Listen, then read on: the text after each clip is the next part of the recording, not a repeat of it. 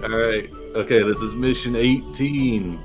Continuing with the Aldani tribe, the hunters last time assisted Cora and her intrepid frog companion, Jeremiah, with recovering the last two iron lobsters located in Chult.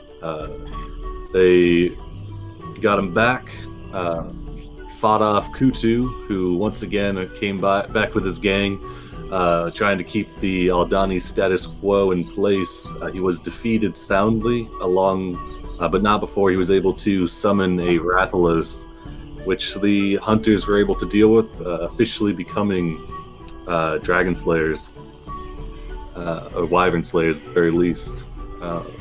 They were able to carve up some trophies, get some quality monster parts, and load them all into the battle wagon. So we'll just pick up straight from there. Let's see. As for Fix and Clouds will just be sleeping in the wagon. Do we want to bring in Cast Along Shadow immediately? You tell me, boss. Yeah, we might as well, I guess. Wasn't he off tracking? I was. Yeah. So give me like a investigation or survival with advantage to represent a couple of days worth of tracking. Actually, shit, you it's been about a week now because they took a long rest. Oh, they did? So yeah, so with a week of downtime, you don't even need to roll for it, honestly. Let's see. So you went off with Utez, and I assume you employed the help of Roderick to track down the defectors from the Dead Marsh tribe. Cuz and a couple other lizard folk joined him and kind of left. They didn't want to go back to living under Braza, so they struck out on their own. So you went back to investigate. You kind of did some more scouting around the Mumbala, like the mud flats area, off into the jungle. You were able to re-pick up the trail from Cuz and his compatriots, and you found that they did continue down the river Tath, but not into the Aldani Basin. They continued following the river Tath all the way over to this mountainous region, the southwestern edge of the Mistcliff Mountains, and you're able to track their movements to a large cave opening within which you can see there's some kind of man-made structures within the cave. Okay. If you stay and kind of stake it out for a bit, you can find that it's a relatively well-traveled area. So it's just like this large cave. I think I might have a picture for it. I'll see if I can find it. That goes up and kind of bottoms out into like a large hollow chamber that has what looks to be a large pirate ship kind of just imposingly set in the middle of this cave, kind of run up aground.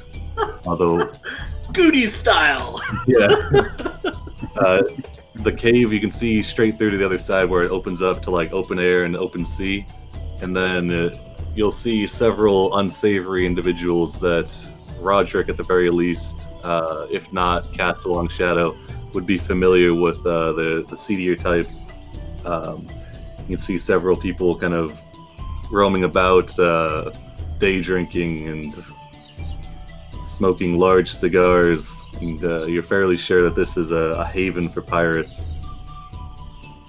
You don't see Cuz himself, but you do see some black lizard folk walking amongst the sailors and the smugglers. Okay. If you'd I like, feel you can... with 14 intelligence, Shadow would be smart enough to play it safe and stake it out and observe. Yeah, if you'd like, you or Roderick could give me history checks. Roderick's not trained in history. So. I am. Let's see what we got here. Yeah, with a 13. You likely wouldn't know the exact name of this area, but you do know it's the Jahaka Bay, and that pirates are definitely frequent the high seas around Chult. It's a very rich area with lots of rich merchant ships coming to and from the mainland. So pirates are definitely an issue around here. And it seems that you've found a haven for them. It's kept well out of the, I think it's like 200 miles outside. Yeah, about like a 400-mile trip by sea to Port Nyanzaru. And we'll say, you know what, with a 13, you're able to, there's like a sign out front that says Chihaka. And you're able to discover it. So that's right there. All right. All right. But anyway, yeah. So you make your discovery, and then if you choose, you can make your way back to Camp Vengeance. You can learn there that several of the hunters are currently mapping out the Aldani Basin.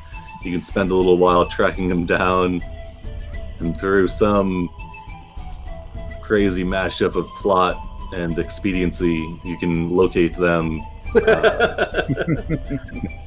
Between getting completely lost and us ending up heading to Drungrung, they could meet us there. Dungrunglung.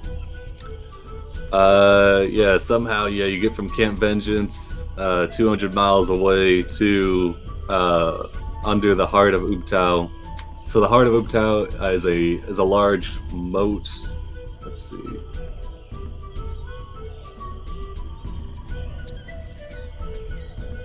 Where's it at? There it is.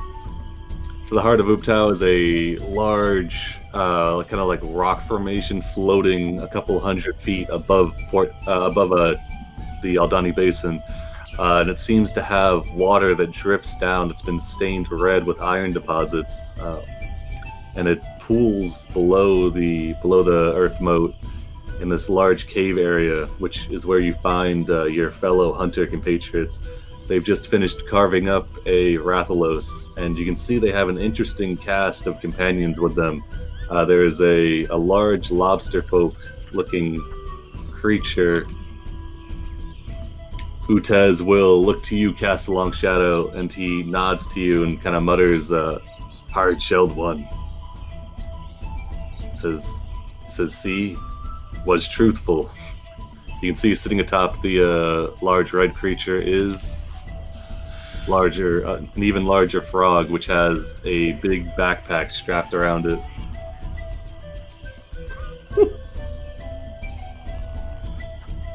But yeah, they notice you as you approach, and you can join up with them.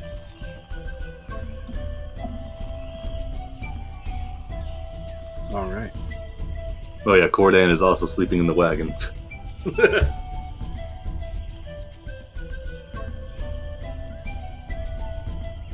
He's devastated by the loss of his toe. Yeah, now he's got a baby toe. Cordan lost a toe? Yeah.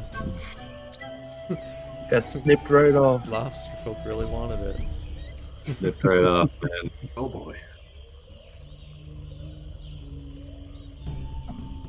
It looks like the giant roach creature from MIB. Tutu, scourge of the Aldani tribe. He's now been cracked open and left smashed on the rocks outside of this cave that they're at. But yeah, Korra will speak with Hikar, I guess. Say, we must be getting these lobsters, and she'll indicate to the ones strapped to Jeremiah. We must be getting these to the River Tath so that I can complete the ritual and free my tribe. Very well. Oh, look there. These. It's the Shadow and a new person. Haven't fully been introduced. But yeah, I guess we could just start heading towards the river if they can do that, and then continue on. And Jeremiah's going to look between you and the newly emerging hunters and says, very convenient, he thinks to himself. You frog. Another ambush.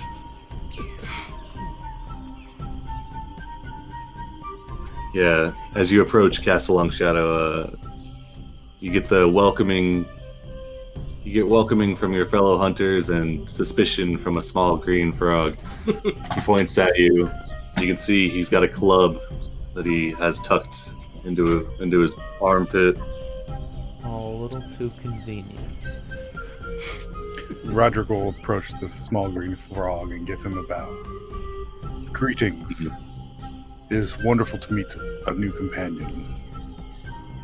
He's gonna blink real slow at you, like. One eye, But, and then the other. Yep. He licks one of his eyes, grabs a fly off it, and continues staring at you. Did I hear correctly that you want to go back to the River Tath?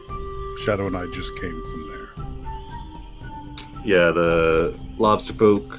She'll introduce herself to say, yes, my name is Cora. We enlisted the help of your friends here to hopefully restore the population of lobsters to the Aldani Basin.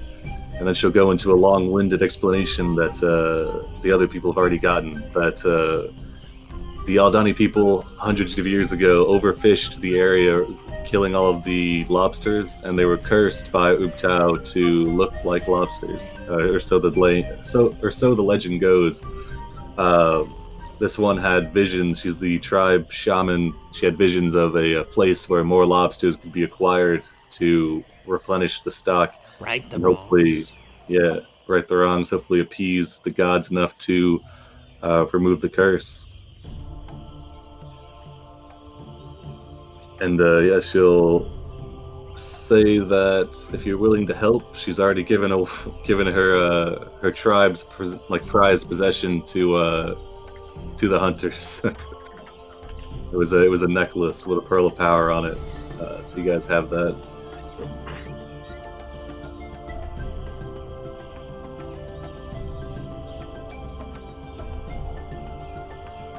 All right. So you guys gonna head back to the River Tath? Or you going to Dungrunglum? Oh yeah. So last session they came across some grung traders that had some of their mounts, the ever chilled out Mumbilus.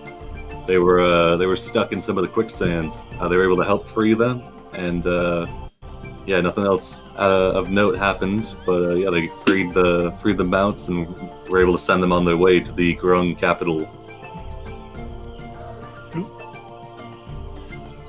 Frog traders.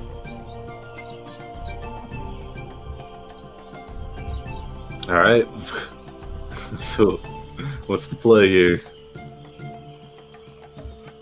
I would very much like to return to the River Tath, specifically Jahaka Bay.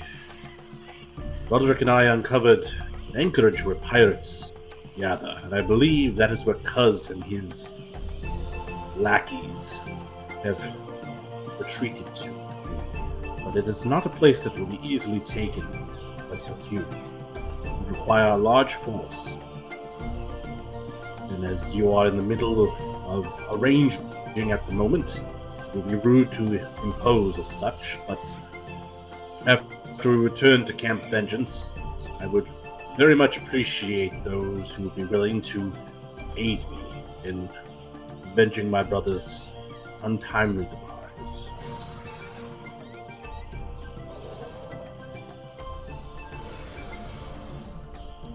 Okay. In that case, I will aid you in the completion of your task, and then vengeance.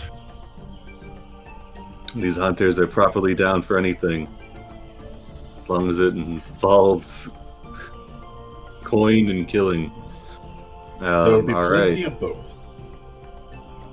Oh yeah. So another part of the agreement, besides the necklace that was given, was Cora promised to reveal the rest of the Aldani Basin and some of the key locations within it in exchange for your guys' help.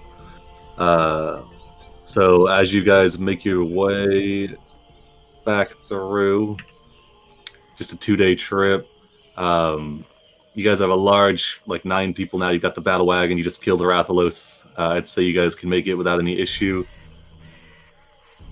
And I'm just gonna go ahead and move you guys over. So 2 days pass. Okay. Okay. Yeah, so you move out of the heavily undead area. You've got the battle wagon loaded down. You've got a head the size of probably like a smart car, just strapped to the hood of the battle wagon, keeping anything away. There's a few points where you kind of have to beat off some like rabid undead, but aside from that, it's easy going. And during that time, Cora will reveal the Aldani Basin, and she'll kind of explain as you all go some of the key areas. So let's see.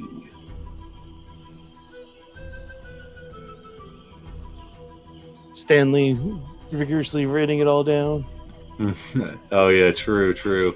Stanley's in the back. He's got his map. She's kind of using one large clawed appendage to point out different locations. So the first one she points out, let's see. She'll reveal up here. And then this is where Nephropia is, the Aldani village. So you guys were aware of that. And then she will reveal up here. Shit. Right here is Dungrunglung. All right, and But you guys already been to Dungrunglung, right? No, they have not. Well, they've not. Oh. Yeah, they were given directions kind of haphazardly by the fleeing Grung. Okay. And we're told to, if they made it there, just to tell them they were friends of the traders and they came to do business. I kind of feel like I derailed things. No worries. This location right here is known as Needle's Bones. There was a large, ancient green dragon in the area long ago, many decades, that was terrorizing the local denizens of the Aldani Basin. Many human and humanoid creatures alike. So there was a coalition formed to bring down this ancient green dragon. The coalition included goblins known as Batiri in Chult, included some Aldani, included even some Mesroan warriors.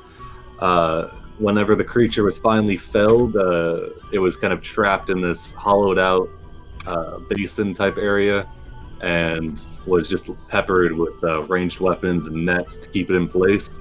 It is said that the dragon kind of bled like green poison that infused with the water there, and it's kind of made like a permanent burial ground that nothing really grows around. It's also said that the area has like some magical properties and might be worth checking out. All right.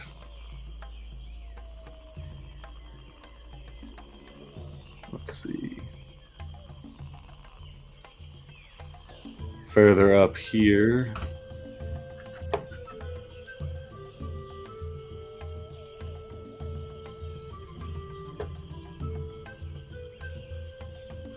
Oh, whoops.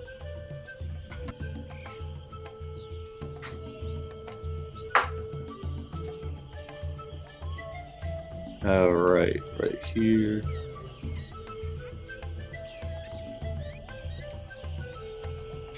All right, further up here, there's a tomb of former. Let's see. These were members of an ancient people that lived in Mumbala. They had it's like a rich family that had a tomb here. They were known as the Chulis. So they buried their dead here They were known as famed animal trainers, and it's said that their grave is guarded even now, by some ferocious beasts that keep away looters and things of that nature.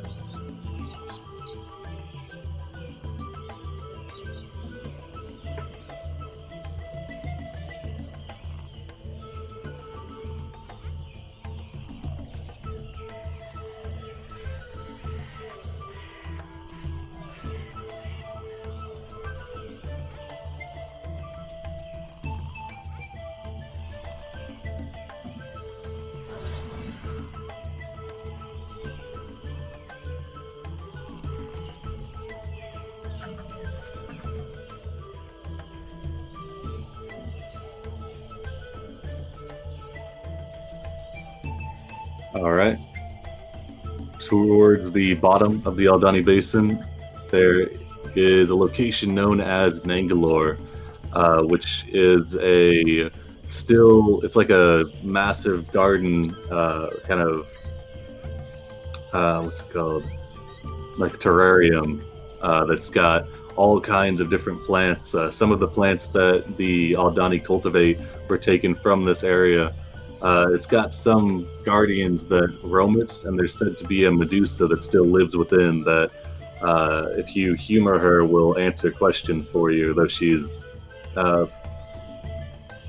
been labeled as insane by the Aldani, and they pretty much steer clear, aside from gathering their plants from there.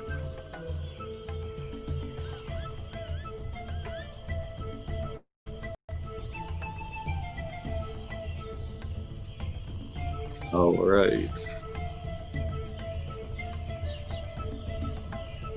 And then those are the main locations that the Aldani will reveal.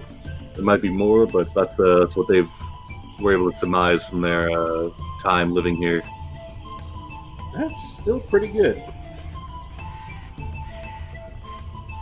All right. Oh yeah, and then of course there's Dungrunglung, which is like a large walled city that the Grung live in.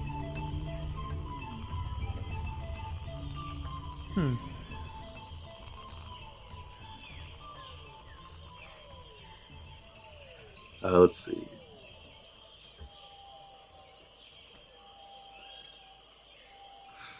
All right.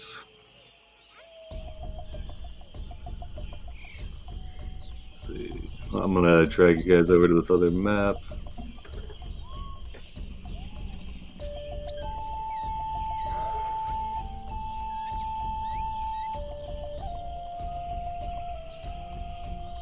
All right, as you guys make your way back down to the River Tath, a calm area, Cora has called most of the Aldani to this location.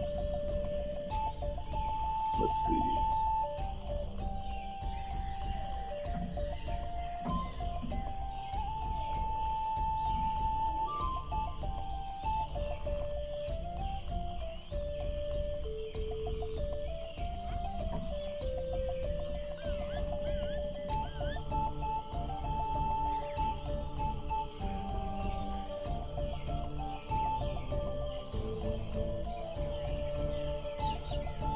All right, so there's a great number of Aldani gathered around.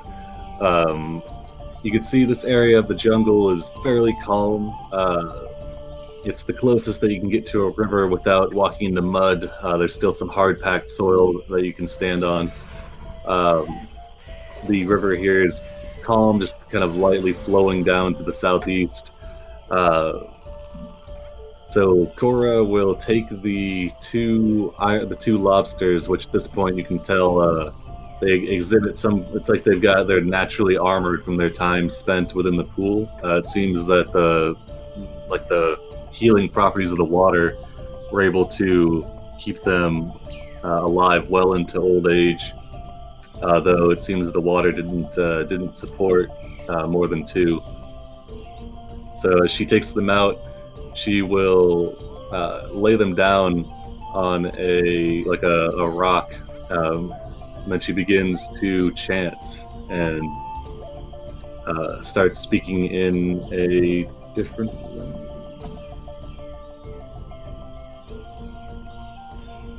Let's see. Does anybody speak primordial? I think Orf might. Hold on. Oh yeah, the Horizon Walker. Yep. Yeah. All right, yeah, she's speaking in Orin, which Orf would know is, the oh, is I thought Orin was the or is it Terran? Terran's the Earth one. Aqua is the water. Aquan is the water one, I think. Oh. Ignin is the fire one. While we're on the subject. sorry. No, she's speaking in Terran. Sorry, the Earth one. She's trying to speak directly to Ubtao. Orf, I suppose, would know that while Ubtao was worshipped as a god here, he had a physical form and was really just a super strong primordial that inhabited Chult. So she's kind of beseeching him, trying to right the wrongs of her predecessors by returning these 2 lobsters to the water. Let's see. So she says, kind of gives the history of the Aldani. So as far as the Aldani are aware, they've been lobster folk for over 2 centuries, and they've kind of been dwelling just as a very low-level society, unable to do much with their lack of hands, and too scared to venture up to Port Nyanzar for fear of being ostracized or even put to death for their monstrous forms. Even though they're just lobsters, which isn't that bad, I guess. But, all right, anyway. She finishes the prayer. You can see that like a soft orange light kind of surrounds the 2 lobsters, and she places them into the water. You can see the soft, like the orange light continues traveling up her claws and inside. The same orange light kind of spreads between from her to the other lobster folk present, kind of surrounding them, and you watch as before your eyes the light intensifies, and then you can hear audible cracking. It's kind of unsettling, actually, as several of the carapaces on each one of the lobster folk all seem to kind of shiver and then just begin to kind of slough off, revealing human skin, if a little bit pink-hued underneath. And let's see, so lobsters go in. This is a little recipe book. Lobsters go in. Yeah. Let's see.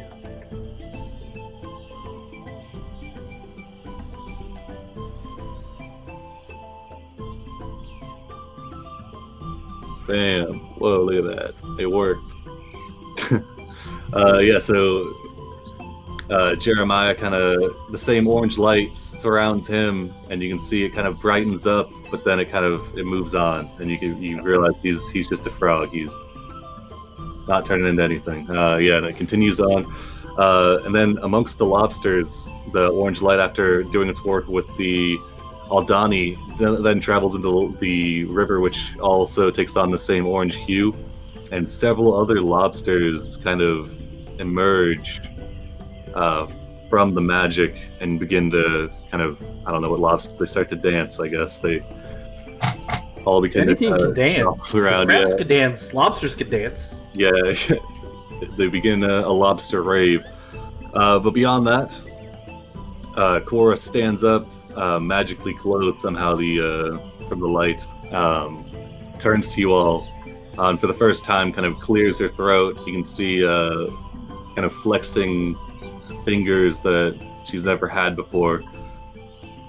She says, thank you for your help. It appears that we, in some capacity, have been forgiven by Ubtao and given a new lease on our lives. You can see around her neck, the orange light has kind of coalesced into a single point and then begins to dim until it's just a necklace that seems to be hanging. She looks down at it before removing it. And she says, she kind of like bends down to Orf, patting you on the head with a hand, kind of running her fingers through your cat hair. before handing you this necklace. On it is a small orange gem. Orf will take it and he'll say, what were you speaking just now? I've only heard that language whispered before when I'm alone. She says, this is the language that Tao uses to speak to all of his followers. I feel like I've always known it. It was passed down through the shamanistic tribe, so yeah.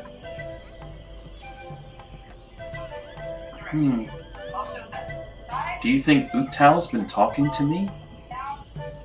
Perhaps. If you are a devout follower, I'm sure he will reward you and not curse you for centuries. Anyway, My advice. Never mind. He wanted you to have this for your journeys. He was cryptic, though. He said it might assist you all. Or if the small gem in your hand, it's strange. It's got like a chalky kind of feeling, it feels kind of brittle under your touch, but it's solid enough that it's kind of in a physical form. Does it look like it might be part of a set? It does. Roderick is interested, but he's going to wait. All right. Thank you. Does that mean we have 3 of these stones in one place at one time?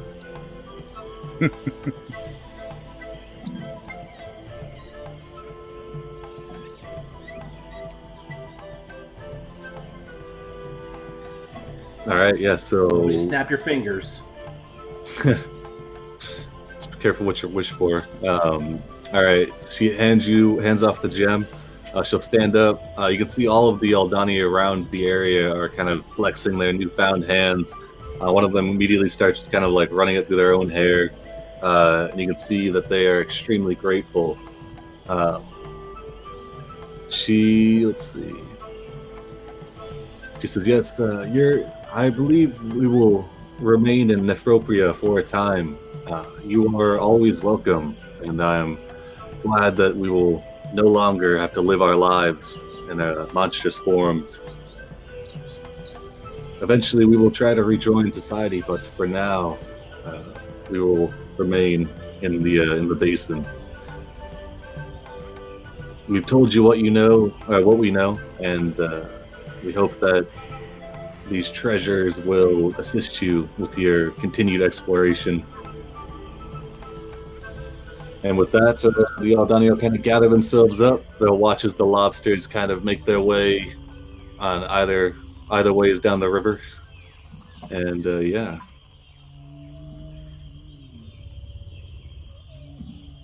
All right. Yeah, you guys get a quest complete symbol, and the Aldani have been freed.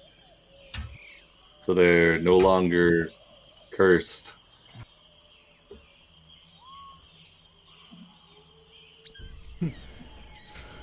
All right. It's just like Skyrim. So- You take like 6 different quests, and you kind of just go on a circuit and just do them all before you finish. They just turn them all in. Imagine we were supposed to do we were supposed to map out the basin first, then find out about the Aldani, then help them, and then. Hey, it works. It's all kind of going to the same place. All right, but Fix kind of stumbles out of the wagon. He had a little bit too much, whatever Fix does. Let's see, and he will identify the. Yeah, a little. He was swigging on the strange red water that seems to have healing properties, but also seems to have negative effects if consumed too excessively. But he will identify the gem, or you guys could find somebody. Let's see.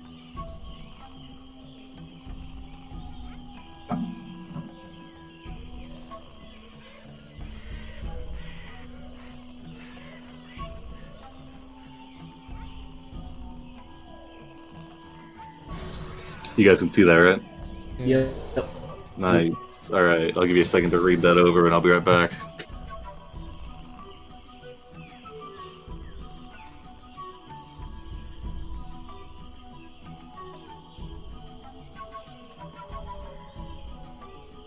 Cool. Like a wizard stone.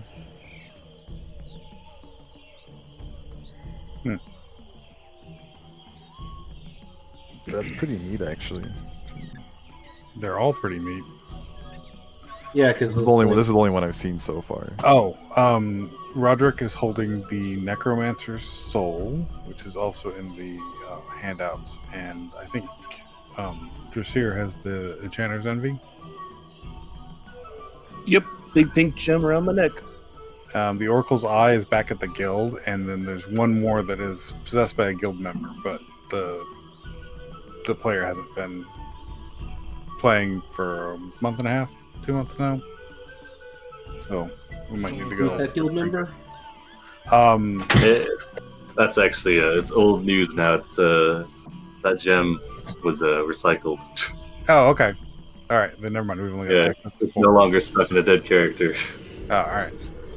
or like a dead player, I guess, more like. Well, hopefully he's not actually dead, but anyway, all right. Sorry, I'm waiting for my coffee to kick in. All right, so let's see.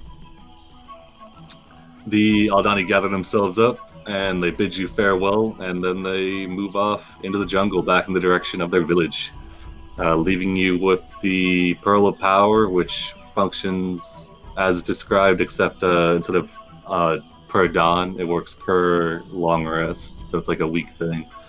It doesn't turn you into a half warlock, unfortunately. And then the Transmuter's Catalyst, which is another one of these gems of mastery, which you've been slowly accumulating.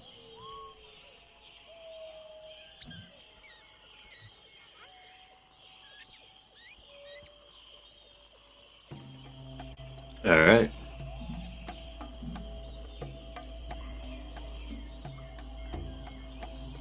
So, as far as your map is concerned, beyond showing you the different locations and giving you some brief history of the basin, Cora is able to give you really detailed layouts of the land, such as like the marshlands up here, the undead areas where they begin and end, and your map of the Aldani Basin. Stanley will proclaim, says, "It's finished." Can I go And home yeah. now? He's like, please, just take me back. There's lobsters and dragons, Big snakes. big snakes. Yeah, Yoka. yeah. All right, but yeah, if you want, all right. Yeah, I don't know what you guys are doing now. So, as long as anyone in the party is attuned to the Transmuter Catalyst, when any of us make a Strength, Dexterity, or Constitution saving throw, we can just use hit dice to add D4s to our saving throws. As long as you're within 30 feet. Yep. Do you have to say how many you're going to use before you No, roll? the only one that has that concession is the Necromancer one, because if you have to say it beforehand, because if you get over a 20 in total dice, then you get to have the effects of a nat 20. So the Enchanter and the Transmuter can be used retroactively. Cool. Yep. That's pretty powerful for getting out of traps, for sure. Yeah, it is. Mm-hmm. They might be human ears, yes.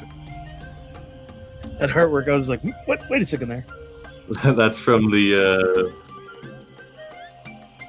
It's from the weird tool that Crash was using, like the mutation thing that makes like it's like the AI generator thing. It's pretty cool.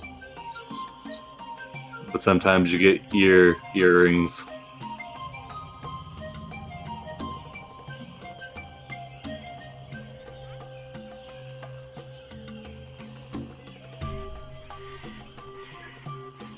Or if you'd see a big pink gem hanging on Drasir's neck. You don't see Roderick's gem. He's got it hidden, but he's got it on him. So, death saving throws. He is ashamed that he is a pet cleric with necromancer spells. Paladin. Paladin, even worse. Yeah. Interesting. So long as it doesn't violate his oath, it's fine. Oh, Snoot, I had a question. So did I get any quests from the weird chaos army thing? Or Sure. Yeah, you did actually. I'll PM it to you. okay.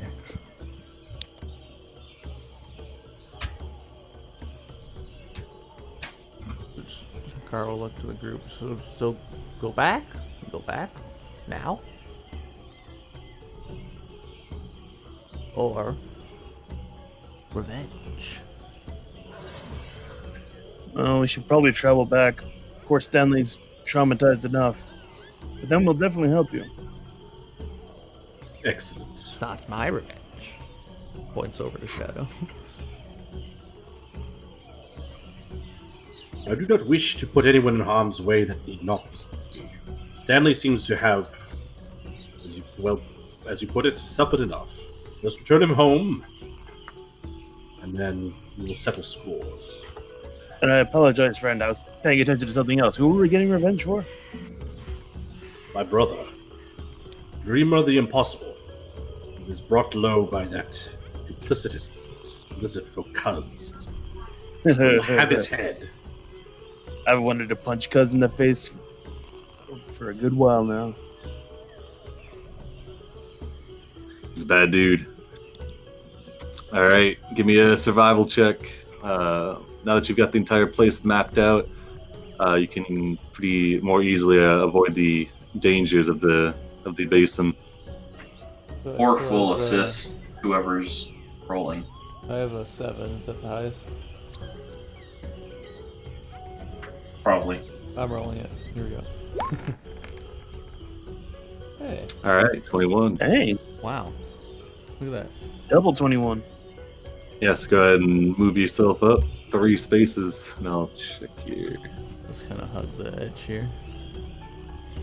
We've already traveled this way before, so that should be easier. All right. Straight up. Oh yeah, so as you move through this tile here to your south, you once again kind of move past the large path that is covered with many prints. The ones that Fix was able to determine seem to be trollish in origin, and which the members of the Aldani tribe were referring to as the many-limbed one, or the many-armed one. Oh, the troll? Yeah, some sort of strange troll-like creature that seems to inhabit this area down to the south. Okay, we'll relay that to the party if anyone's interested, but otherwise we'll continue on. Was this troll posing a problem to others? Was he a threat? And as long as you don't run into him now. The Aldani are smart enough to stay clear of that area, and they were surprised that you would move through the area without coming into confrontation with them, but you've been lucky, so. But yeah, you definitely, with a 21, you definitely notice signs of this creature's activity as you pass through, but you're able to avoid any incursion from him. Alright. Alright. So you guys set up camp. Let me check.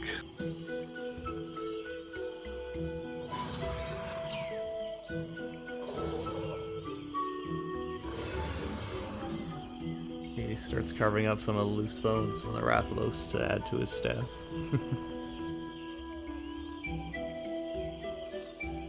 Yeah, cast along shadow and Bony wind chimes. and Roderick. As you show up, you can see that the battle wagon's had a makeover. Now it's got wings. It's got a big hood ornament. Let's see. I see you've been accessorizing Dressio. It has a certain aesthetic. I feel you got to transport the body parts somehow. Yeah, I like it. There's a nice feel about it. Not sure why. All right, does somebody want to take Audrin's spot on the first watch with Cordan? Shadow will do it. All right, and then fourth watch. Roderick. Nice. All right. Roderick will always take the Dawn Watch if it's available. Nice. As the sun falls down below the horizon on that day,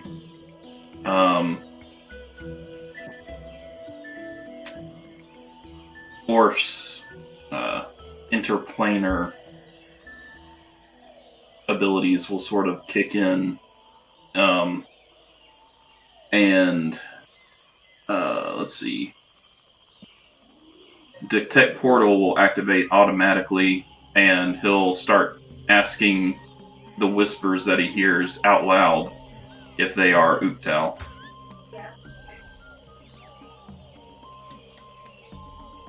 Let's see. Is your name Uktal? I don't think anyone else will be able to hear the whispers that he hears, but they'll hear him talking out loud if they're anywhere nearby. All right. Give me an insight check. All right.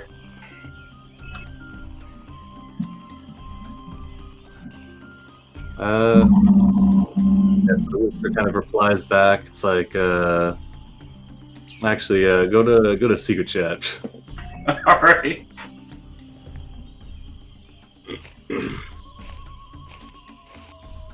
So how's everybody?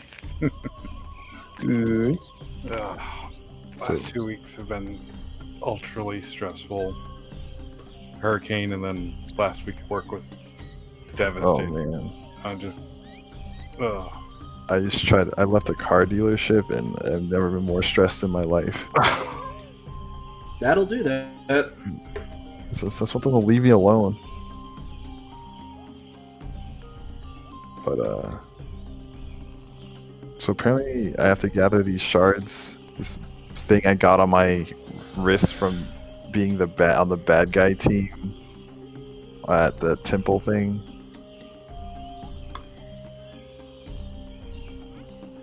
Are you talking about the shards that the shard of Mesro, like other shards? Yeah.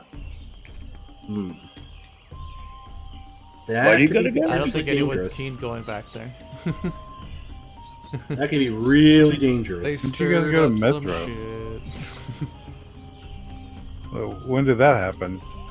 A while ago. But No, we've never gone to Mesro. But I'm talking about next to Mesro is Port Castigliar, and that's where no one Oh wants to go back yeah, to. Yeah. It's right next to it. Which I imagine has grown since you guys left. wait, what happened the first time you went? Oh, the area marked the green is a self-sentient plant-based life form that takes over Yeah, everything. plant zombies. It's basically Plant Borg. Yeah. So Oh. Excellent analogy. Are they the good kind of Borg or like? No, no. Oh. No. definitely not. That group, they made it out by lying a lot. Thank God Elam was there. All right, I'm back. What's up? Oh, we're just talking about the green. Oh, Yeah. yeah. Nobody's We were been keeping an making eye a, on the green. Yeah. We were making an appropriate analogy. Hey, was that 625? Was that for gold for the Rathlow skin last time? Was that for just one skin was worth that much, or both of them together?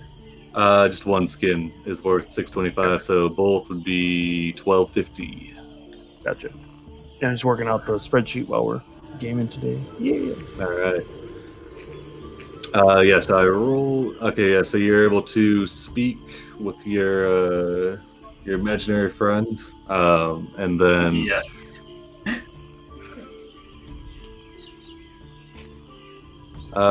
yeah. As for the night passes without issue. Let's see. Yeah. You guys see some more of the strange plant grazing creatures meandering about in the water, the same ones that the grung were using as pack animals. From your vantage point, you can see that they're eating like these really tall blades of foliage that come straight up out of the ground that are kind of like submerged partially. And you're not sure if those are the source of their chilled out attitude or if that's just how they come. But beyond that, the night passes without issue, and you're able to rise again once more in the morning.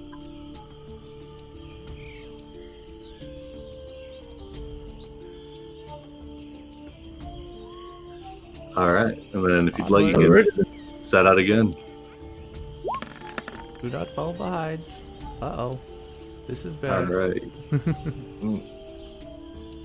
All right, so let's see the route you're taking. I was gonna go. If we this pass way. by those the foliage that those pack animals were eating, Shadow will pick a blade of it and he will chew on it and see what happens. All right, yeah, give me a Constitution save. 14. All right, with a 14.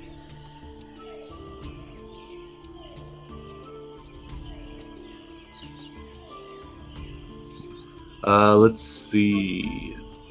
Yeah, so you don't notice anything at first. How much do you eat? Just a mouthful? He'll like strip off like a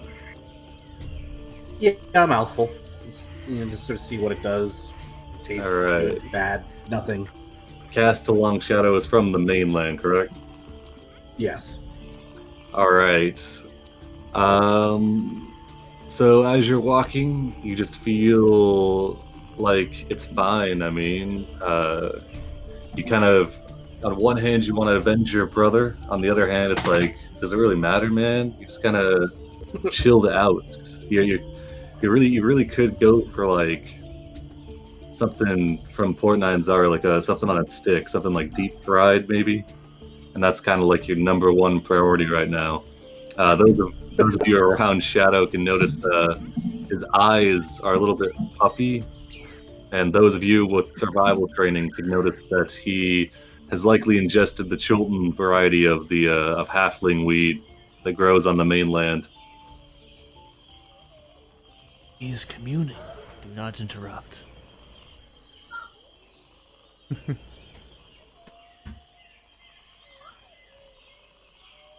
And that's what these creatures have been. That's what they eat, dude. Oh my god. Actually stoned. Is that what's growing off At their all spikes too? times. They just have moss growing off their back plates because they don't really move too quick, except whenever they're running. And getting them to run is a task. They're good pack animals though, because they don't really care if you just load them up with bags and things, because just hanging out. As we're traveling, are there any flowers that Shadow sees? Flowering plants, blooming plants, that sort of thing? Yeah, are you looking for anything in particular, or? No, just now that he's got a mouthful of halfling weed and he's feeling not quite himself. If he sees like any blooming plants, he'll like pluck flowers. He'll start putting them in his mane, absent-mindedly. Not sure why he's doing it, but he feels it's the thing to do. Right. Let's see. All right, yeah. So you find some. You find some kind of flowering plants that are on like these long, sinewy stalks that are kind of yellow in variety, mixed with some faint oranges. As you're kind of browsing them, you can Hikari, you'd probably be familiar with these. These are known as Fate's Hair, and when consumed, they give you kind of an intense euphoria, and they kind of help you with your clairvoyant activities. Oh yeah. I definitely tell everyone to not bother Shadow. He is definitely communing right now. Well, if they're on, they got long fibers. I would like to try and make a flower crown then. Oh, nice. Yeah, give me like a sleight of hand. Oh, yeah, it's fantastic. You can just crank out the crowns like you're in such a state where you're kind of mellowed out, and before you know it, you have multiple crowns made and ready. And they're all of decent quality. They're held together pretty good. Offer you like a small about like a chicken bone or whatever, but he takes the bones of small animals and dries them up and then eats them because he's a vulture. They'll offer one of those to you. It smells delicious, dude. Yeah. Dude. I mean, I imagine to a lion man it wouldn't really matter, but to like a normal person, No, No, I mean he'll take it. He'll like chew on it, gnaw on it. Yeah. Eventually, Yeah, probably end but up he sucked cracking the and marrow sucking out. the marrow out. Yeah. And depending on how many flower crowns I'm able to make, I will give them out to the other party members. Yeah, I'd say with a 19, you could get enough for the whole party. All right, I make flower crowns for everyone. Roderick accepts it. No questions asked. He just puts them on his head. Stanley's like, "Wow, this is a big change of mood. He's usually so gloomy." I don't know what it is, but today is going to be a good day. Everyone should smile more. You all look like such gloomy cusses most of the time. All right. So we get lost. Not necessarily lost, but as you're moving through, give me a round of perception checks, everybody. I'm because I'm stoned, am I rolling advantage? Yeah. Shadow, definitely a disadvantage because you got your crowns you're working on. You got some bones to eat. Yeah. It's an ordeal. All right. 8. Oh, snap. So distracted helping him with his enlightenment that only rolled an 11. Survival. I'm not paying attention.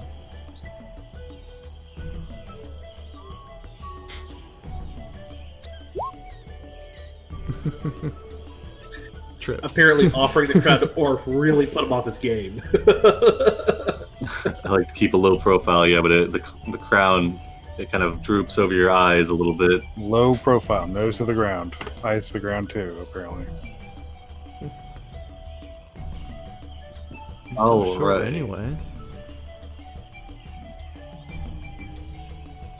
Let's see. So you guys are making your way through this marshy area.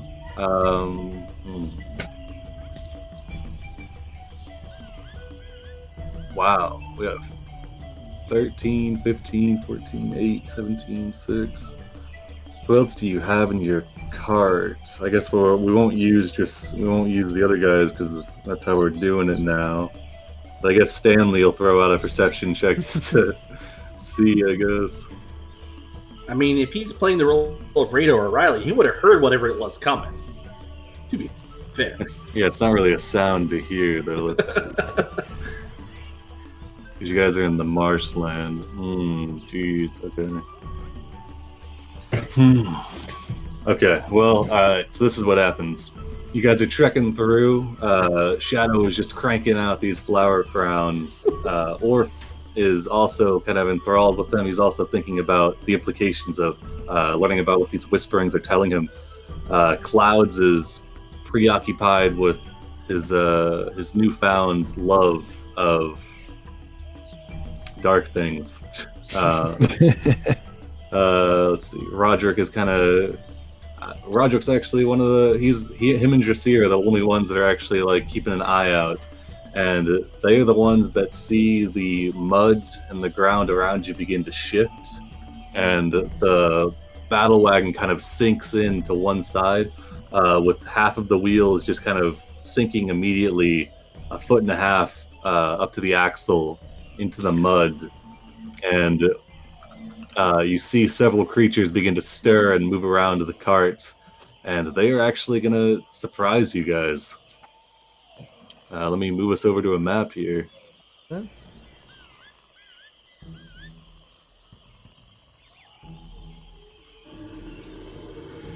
It's okay as long as it's not a mangler.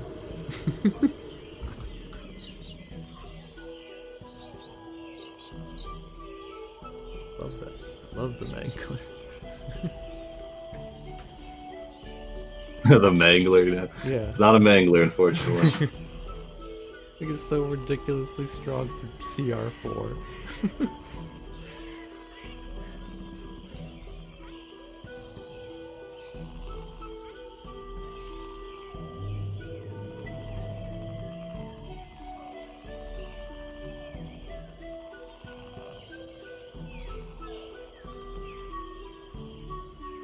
Battle music. What is it?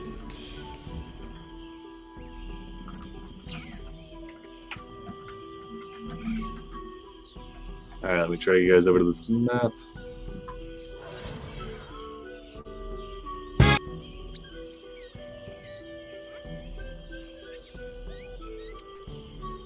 Alright, so we got the cart, we got the...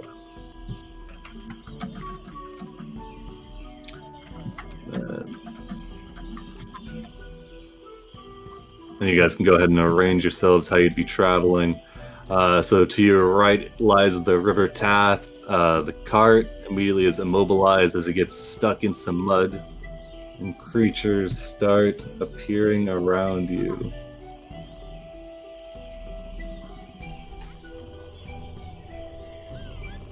No, this is not the art. What the heck?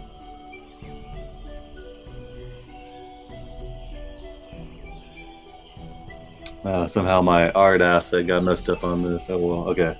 We'll just roll with it. Alright.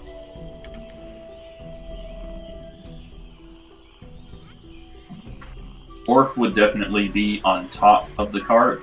What's the chances he's getting thrown off? You said half. Does it go to the side? Oh yeah, it's Cart goes to the side. pretty severe tilt.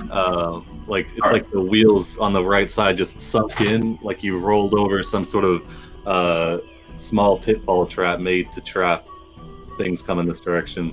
All right, hold on. Oh. That's to see if I fall off into the mud or not. All right. Yeah, so everybody wants to go roll initiative, or if you're able to clamp down on the cart and stay on it. I'm gonna switch the music down, might be loud.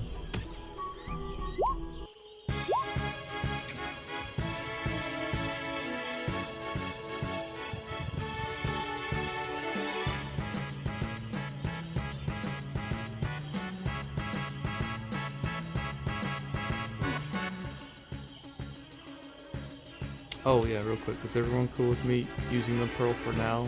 I'm more than happy to give it back up for the loot distribution at the end. That's fine. I'm cool with Yeah, it. that's fine. But Yeah, you want to make use of magic items? yeah, Come across I'm them, gonna so. get a spell slot back then. Hey, is Jasir that hurt? It's been what, 2 days? Oh no, I would have spent some. I just haven't added it in yet. Just didn't want you to enter a combat that low, if at all possible, to avoid it. Yeah, you should have had 2 short rests by now. Actually, 3. So you get 9 hit dice back, and you can expend as many as you'd like. Yeah. All right. Alright, that'd be enough to get me back up to full. All right, so Dressir and Roderick, you are not surprised as these creatures, the cart sinks, these creatures kind of appear out of the mud. You can see they're kind of half submerged. This area is fairly muddy alongside the river. You guys are definitely in marshlands, so moving is difficult terrain in this area. But yeah, you can see them. There seems to be one on the north side and one on the south side of the cart, and they're both kind of moving in through the mud towards you guys' location.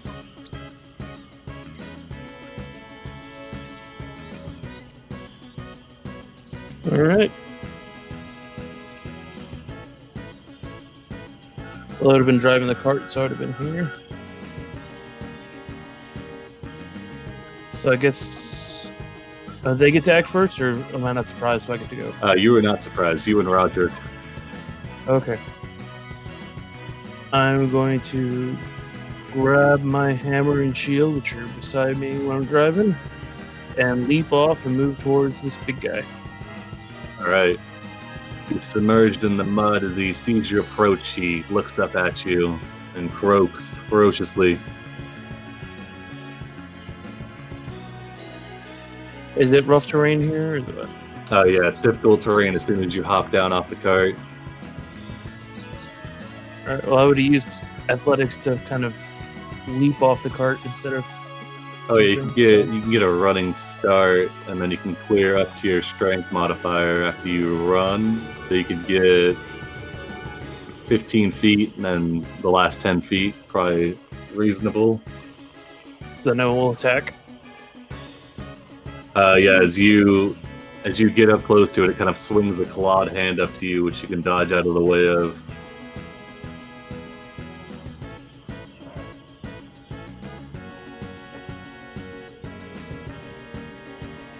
Alright.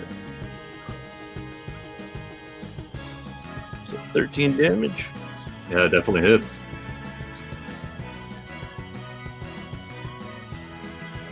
And I haven't long rested yet, so I don't get my second attack yet. You bash it. Oh yeah, damn. All right, you bash it over the head. Its tongue flops out menacingly, and it stares up at you. You can see now that you're close to this creature. You're trained in survival, right? Nope.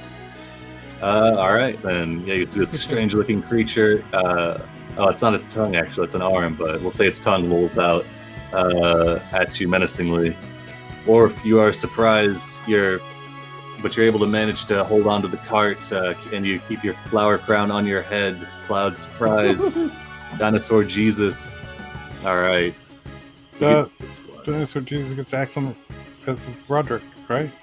Oh, true. Yeah. Well, is he independent mount or are you? No, he's summoned. Mount? Okay. All right, Dinosaur Jesus. That's why I rolled him into initiative. Half speed, because it's difficult terrain. So he's going to go ahead and just take his double move and get up into this thing's face, bringing Roderick to bear.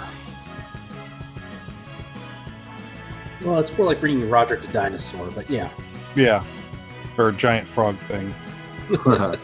True enough. Okay. Oh, so you're just getting up to it? All right. Yeah, that difficult terrain. All right. So this creature...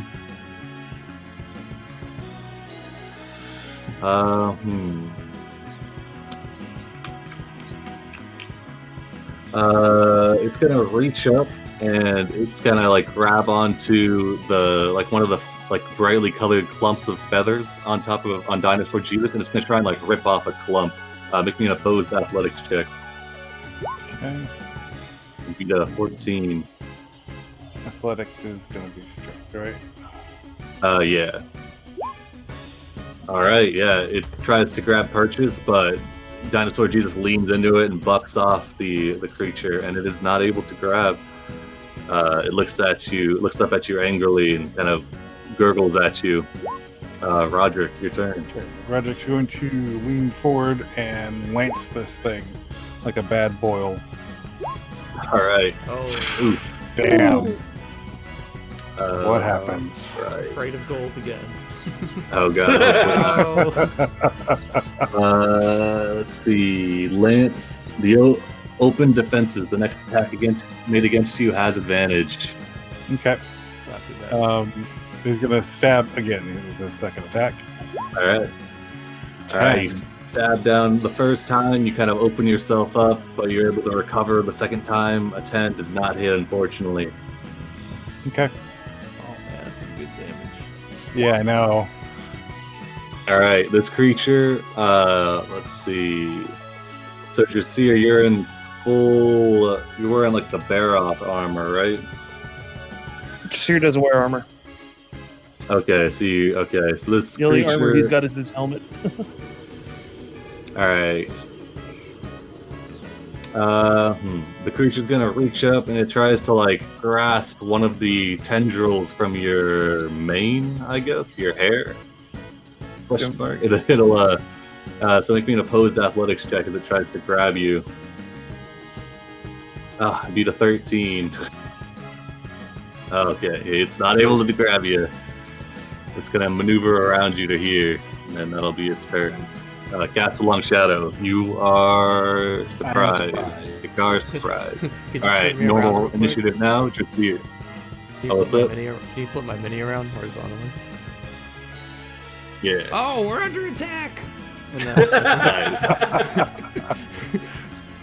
All right. Drasir, you're up. This creature, it's trying to grab at you, apparently, but it's not able to get any. And then I shall use my fun ability I have not used in a long time. Oh god, these poor creatures. Why would they ambush the entire contingent of hunters? Oh, jeez. Tavern Brawler. Okay. So we're just gonna punch him. All right. You're gonna bop him and then grapple him back. Oh my god. Power move. Couldn't you do the headbutt? Isn't that like an arm strike? Oh, But yeah, true. it does- Yeah. Kind of unarmed strike just doesn't do damage. Yeah, so Yeah, so you could do the headbutt and then grapple. Yeah, go for it. alrighty. Oh my Oh, it's god. the- Okay. Oh, sorry, it's a strength check. So take 4 off that. Oh, It's you grab him or you headbutt him. He is stunned until the end of your next turn. stunned and grappled. And All right, yeah, bonus 'cause you action to can't- grapple.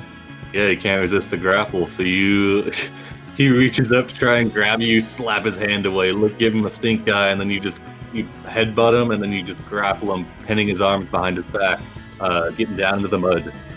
Orc, you're up. All right. Yeah, Orc will jump over to the other side of the cart. See Drasir grappling this one, and yeah, he'll start firing into it. Check the distance. All right. Yep. And his arrows start glowing, and they will do force damage. All right. Click.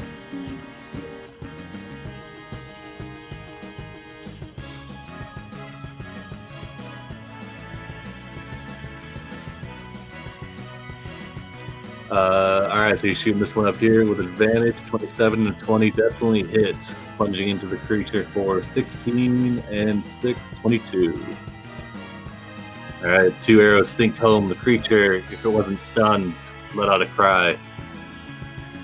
But yeah, all right, is that Orc's turn?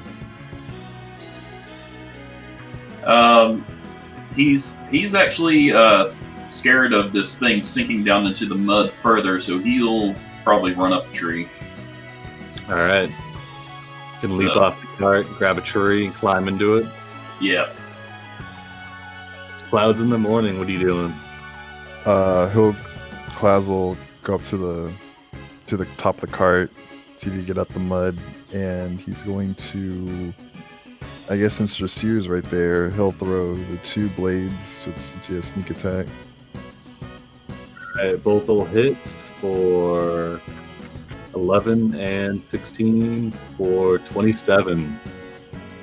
As both your psychic blades sink into this creature, it gurgles. You can see blood bubbling out of the mud around it, and it is bloody. Cool. Alright, that is Jesus. Did Cloud say something else? Perfect timing on the roar. Well, Dinosaur Jesus will roar, but then he will make a multi-attack. Alright. Going to bite and claw against this thing.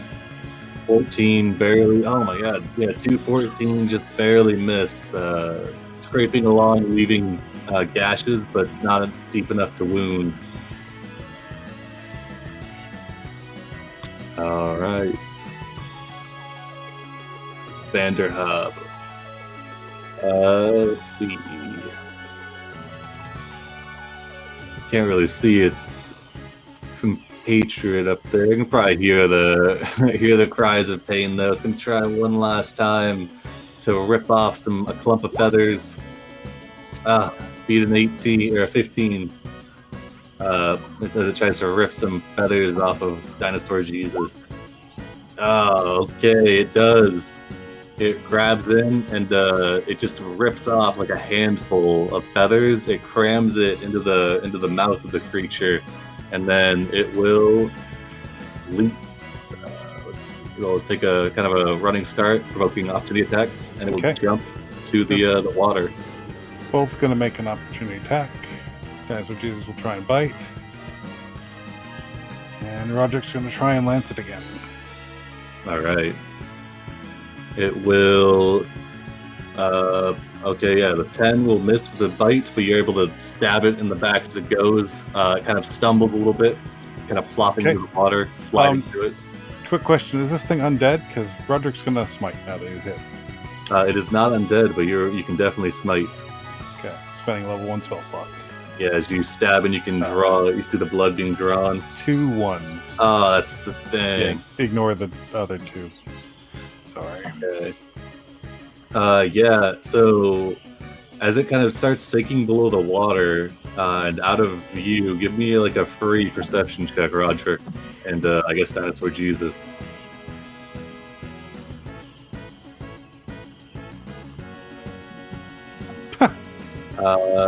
Roderick, let's see. Okay, yeah. As it sinks below the water, Roderick, it kind of slides out of your view.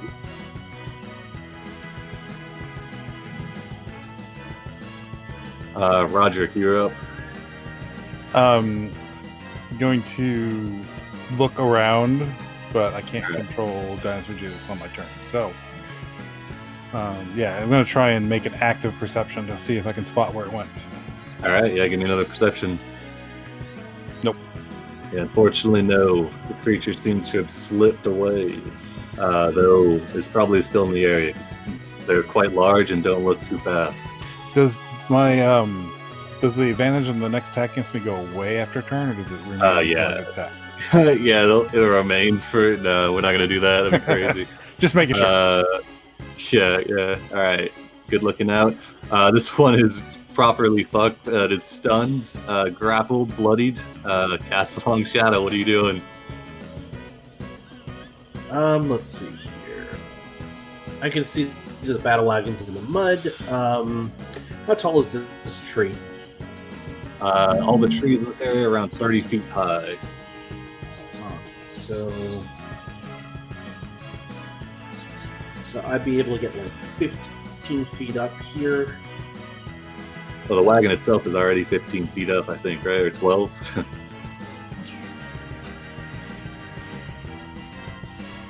Well, it's more of just I don't want to add my weight to the... I don't want to compound the problem with the wagon. Oh, I got you. But I still want to have line of sight. And then I'm going to shoot at Frogman. All right, go for it. Yeah, definitely hits for 9. The creature is barely alive. And then extra attack. Okay, yeah, your second arrow sinks into the creature. Right through an eye hole. It kind of gurgles one last time and then lies dead and still in Dressier's grasp. This one got supremely annihilated. All right, Hikar. He's gonna look all ready to like. He's gonna shake his staff at that one, but now it's already dead. So I guess I'll look to where the other one went. And it's probably gone. You could give an active perception if you'd like. Okay. I'll fly up a little bit to get a better vantage. No, I don't think so. Yeah, looking into the water, you're not able to track its movements. It's kind of murky down below. All right, Dressier, the one in your grasp, comes limp. I'm gonna start dragging his carcass over the boat. All right. So, yeah, carcass. It will not resist. Or you're up. You probably only move 2 spaces. I'll use yeah. my action to make an active perception check, looking for any danger. All right, go for it.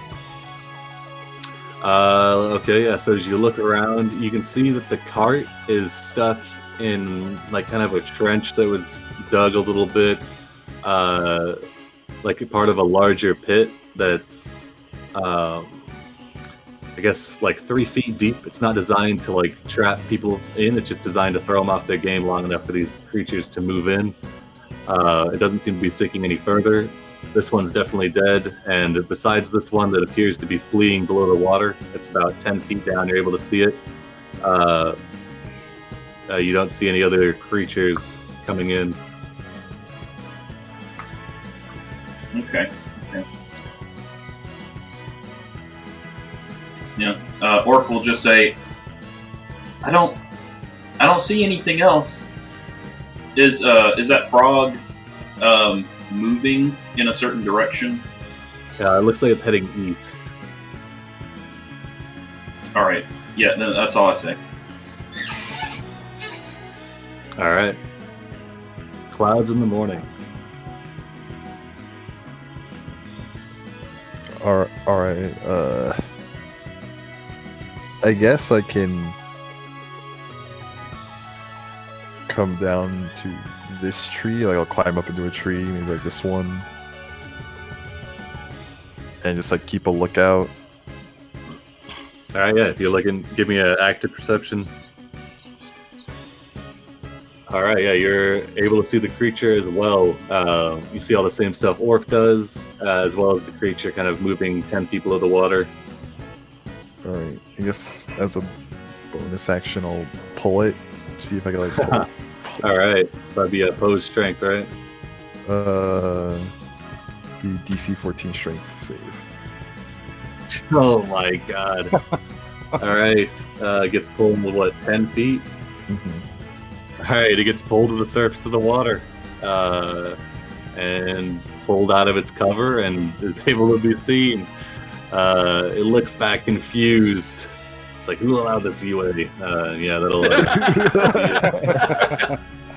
It's like, this is bullshit. I was below the water. All right, yeah, you get it. Dinosaur Jesus.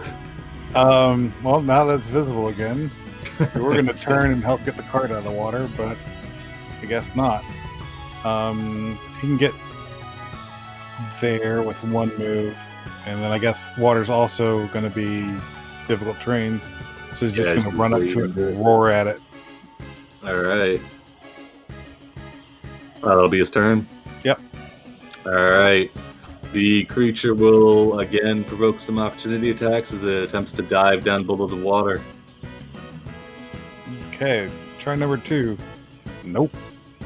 And fortunately, 13. Oh, the nat 20 will hit, though. Yeah, Roger's going to spend another spell slot as well. All right, just smite him. Let's see what we got here. All right, so triple damage. Okay, so roll another 2d12 and another 2d8, right? Or 48. That'd be for double. I think it'd be 48. So 2d12 and 48. Okay. Oh my god, this pathetic creature. Can it survive? Okay, so we got, what is that, 19, 21, 33, 57. It is heavily bloodied, but not dead. It is heavily injured. Alright, so it moved. It's gonna dive back down below the water. And will dash. Thoroughly terrified. Yeah, thoroughly terrified as it dives back down below the water. Roderick, you're up. Roderick can no longer see it. 24. I cannot make a 24. So I'm not even going to try. He's going to just stand guard. Make sure it doesn't come back. Alright. This one is dead. Cast a long shadow. Let's see. We're gonna go another. We'll go the rest of the way up the top of the tree, and wait, wrong button. The right button. And we're gonna try looking for Ugly. Alright. Nope. Fortunately, you do not see Ugly. Don't see it. Picard. I guess if we're keeping chasing it, I'll fly over and try and do a perception check as well. Alright, go for it.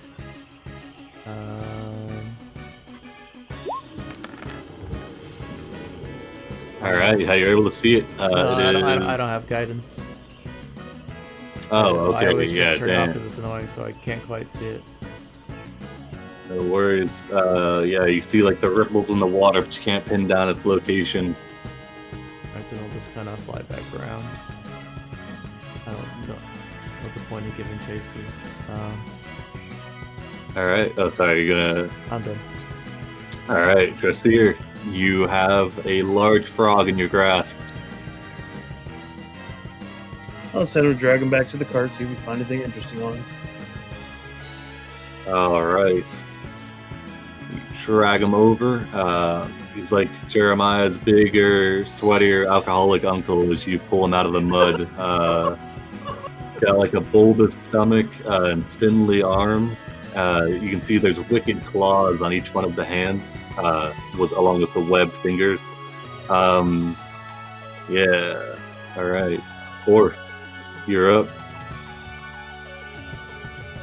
Yeah, Orf will hold an arrow. Alright. In case combat starts up again. Alright. Clouds in the morning. Let's see if you got it in you. To like see it. Well, you could give me a perception if you'd like. Oh. Alright, the creature is not seen. It is outside of your telepathic grasp. Will it actually escape? I don't know. I don't even know what else we can do. Everything I have is targeted. Alright, Yeah, I'll just hold on to some attacks, I guess, or... alright. Dinosaur Jesus. Roderick is going to have him move back up to the cart so we can try and get out of the mud. Alright, yeah, you're able to navigate out of it.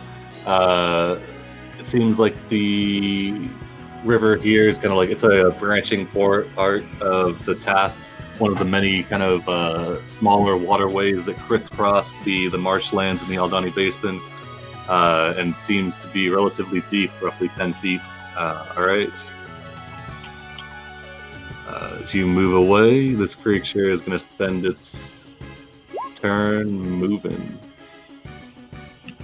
And you can probably assume that it's going to continue down the same waterway that it was before.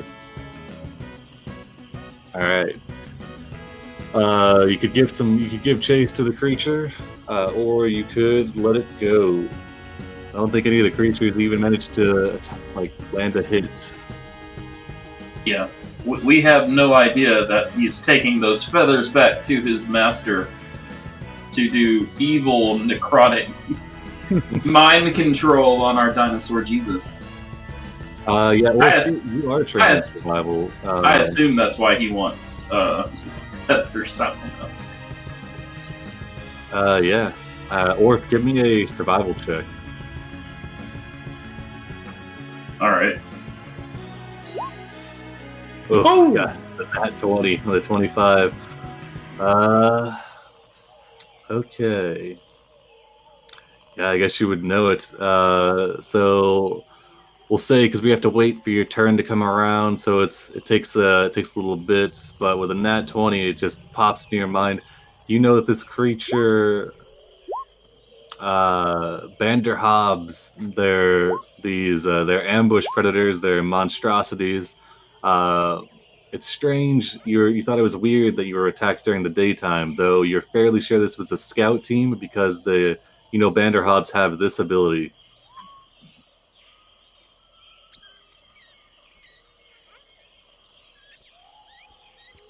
And you're fairly confident that where one Banderhobb roams, there are likely many more that would gladly partake in an ambush. Did that one that get away get a piece of anybody? Like Roderick a block of hair or a splinter of wood? Roderick is patting down the missing feathers on Dinosaur Jesus, or says this. Yes. Oh no, this is bad. They can track us with that. Then do we track it and return to its den and slay it? Or do we just try and outrun it? Is it truly that dangerous? Or we killed this one quite quickly. Well,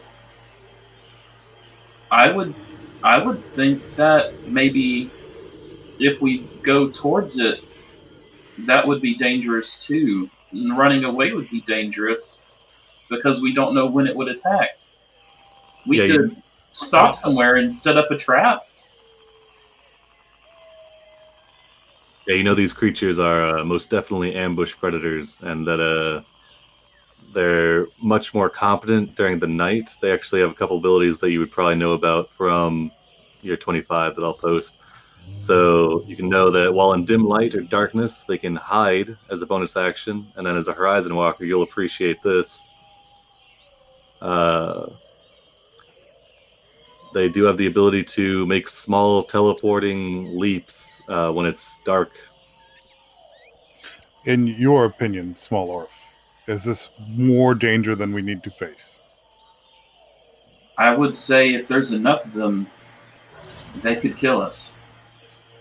All right. We need to kill them during the day or find some place where we can set a trap for when they attack us at night. There is another solution. I can dismiss my mount, and they would not be able to track us. Yeah, you could just spam from out of the distance. That'd be mighty dirty, though. Yeah. Don't you think? Yeah, it would, wouldn't it? That's perfectly reasonable. Yeah. We could display this one on the cart, and they might think twice before ambushing us, and we can continue on our way. Orf's already over there dissecting it as he's talking. Yeah, these are monstrosities, so I believe it is... Oh, but you have Harvest... Oh, for the appraisal, I believe it'll be Arcana, I think. Let's see. I have a 3 in Arcana, if anyone has higher. Not trained. Oh, it's Nature. Sorry, my bad. I have also not trained in Nature. I'm trained in everything. Go Hunter, I guess. So... I can assist anyone have better than a 3? I have a 2. Not the appraisal. Nah. Alright, you can probably get something useful out this thing. Let me check. With a -1. That's just insulting. He's not even trying. I was too busy describing, the abilities of these things, and I just get distracted and just slice the eyeball open, and it explodes everywhere. Ooh, alright, this is actually pretty good. Alright, let's see. So, you would know that from the Banderhobb, you can harvest with a DC 10 check. some Banderhobb goo, which I did not get a DC 10. I got a 7. oh, well, we'll say with a DC 7 then, because this is pretty cool. All right. It's you can like harvest some of the like strange I guess mucus that has mutagenic properties. You can spend an action to pour the contents of this vial onto a lizard, snake, toad, or frog that is no larger than medium size. That creature immediately grows into the giant version of itself for 1 hour. So you could have like a giant Hadrosaurus for an hour, which might be useful in some situations, I'd say. So yeah, give me a DC. Actually might. Yeah, so give me a DC 10 harvesting tools check, keying off dexterity. A car can help you with that. Okay. Nice. All right, I'll give me a D4 plus 2.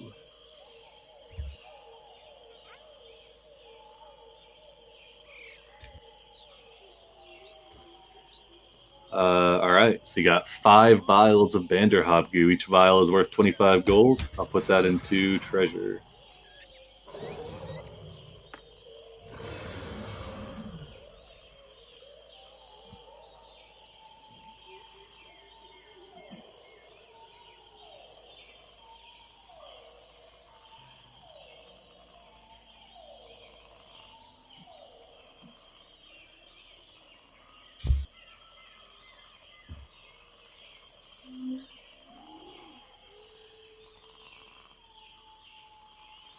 Yeah, and this doesn't require any refinement. It just has innately magical properties. Would it work on a summoned creature? Sure. Mm-hmm.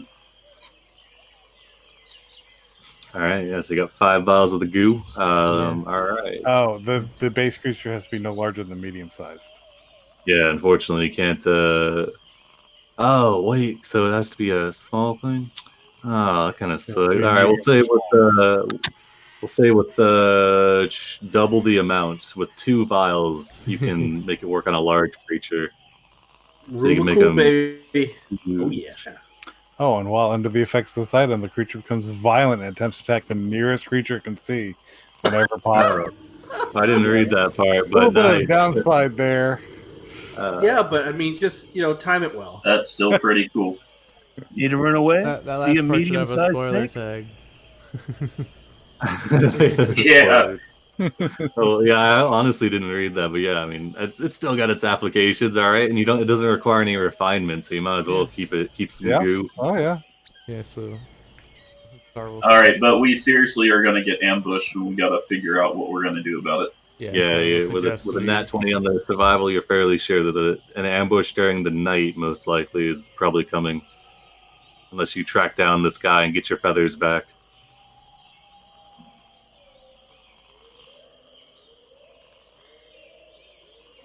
So those are options. We can set a trap for the trap that's coming. We can track it down, or I can just get rid of Dinosaur Jesus and be really dirty.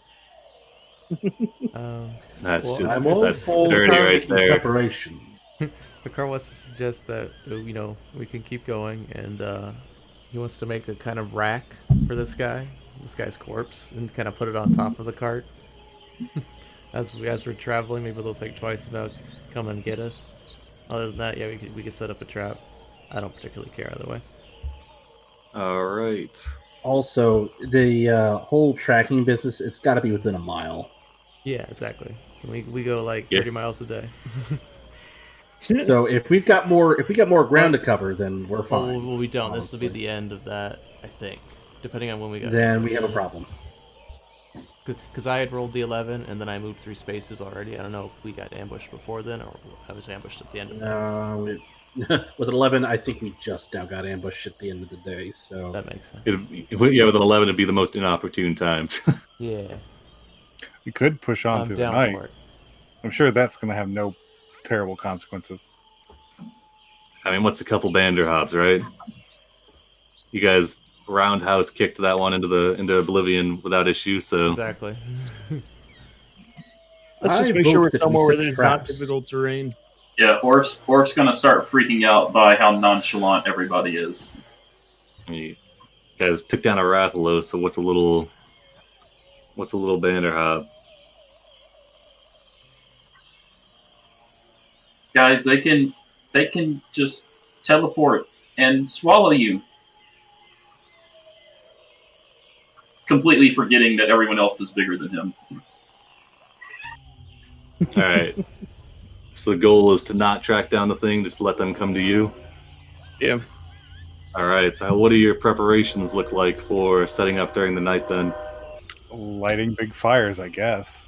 I mean, if they can hide in darkness, don't let it be dark.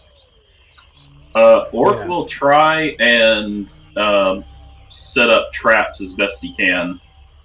He might get one pit trap set up, maybe. Well, do we want to really have a pit trap, or do we just want to dig a trench around the camp and cover that?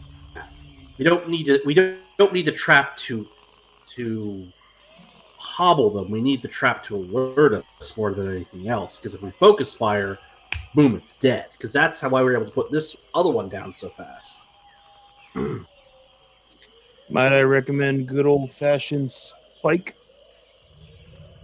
Like pikes you make together, makeshift ones? Yeah. Just take two big sticks or logs, make them pointy, and lash them together. All right. Are you Pit. talking about like a anti-cavalry palisade, or are you talking about a like punji sticks in a pit? More like palisade-esque, Okay. because they are large size, so they can poke themselves on it.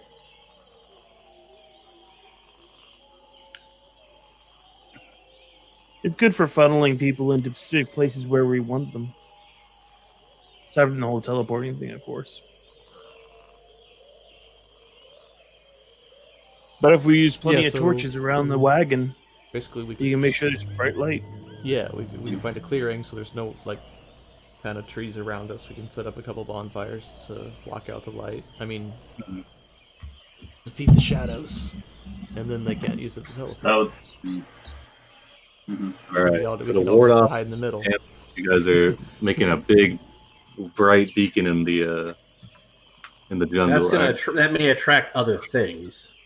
Yeah. Several bonfires in the middle of the jungle at night. I don't know. Roger's got the light spell. We could like just keep it going.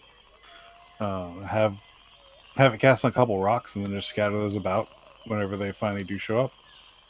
Light spell or cantrip? Light cantrip. Okay. Just wanted to make sure. He's gonna start going when the fight begins anyway. So I could blow this horn and see if it attracts another Rathalos.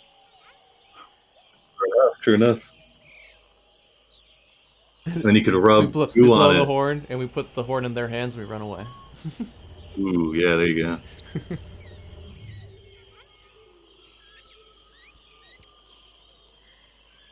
All right. So let me see if I got these preparations right. So it's not bonfires. It's lights that are spread out, cantrip lit up rocks that are spread out, and then you've got a pit dug around the wagon with sharpened I sticks. I think X-Day on the pit. It sounds like we want to do the whole Roman anti-cavalry palisade business. Is that right? It takes several days to Yeah. make a palisade. it takes a while. Well, I'm using the word palisade because I don't know what word to use. But I know what we're talking about, like getting sharpened sticks together and then just basically. Let's see.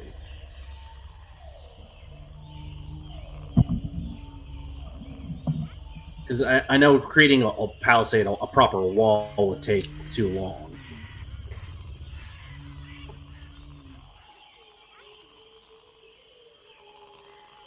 But like, just getting like sharpened sticks and then having, just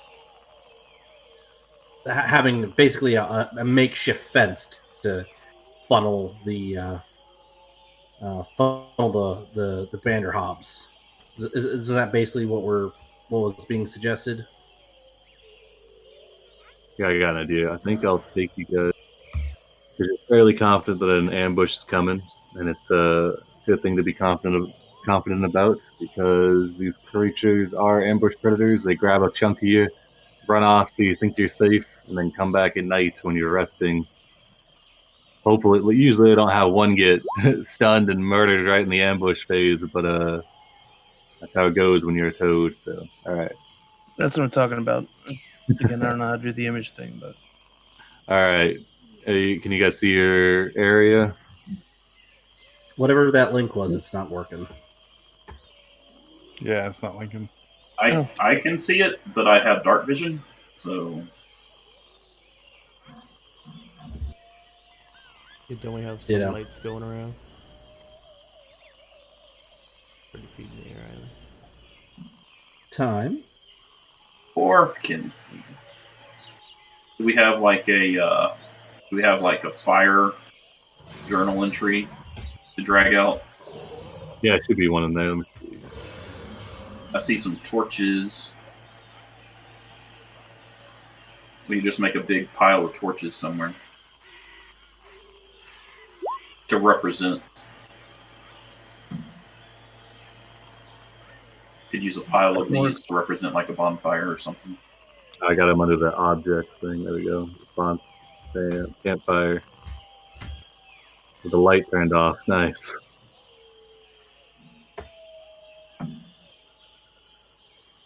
Bam.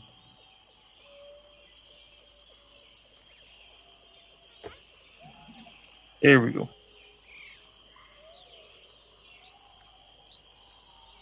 That was what I was thinking of, something like that.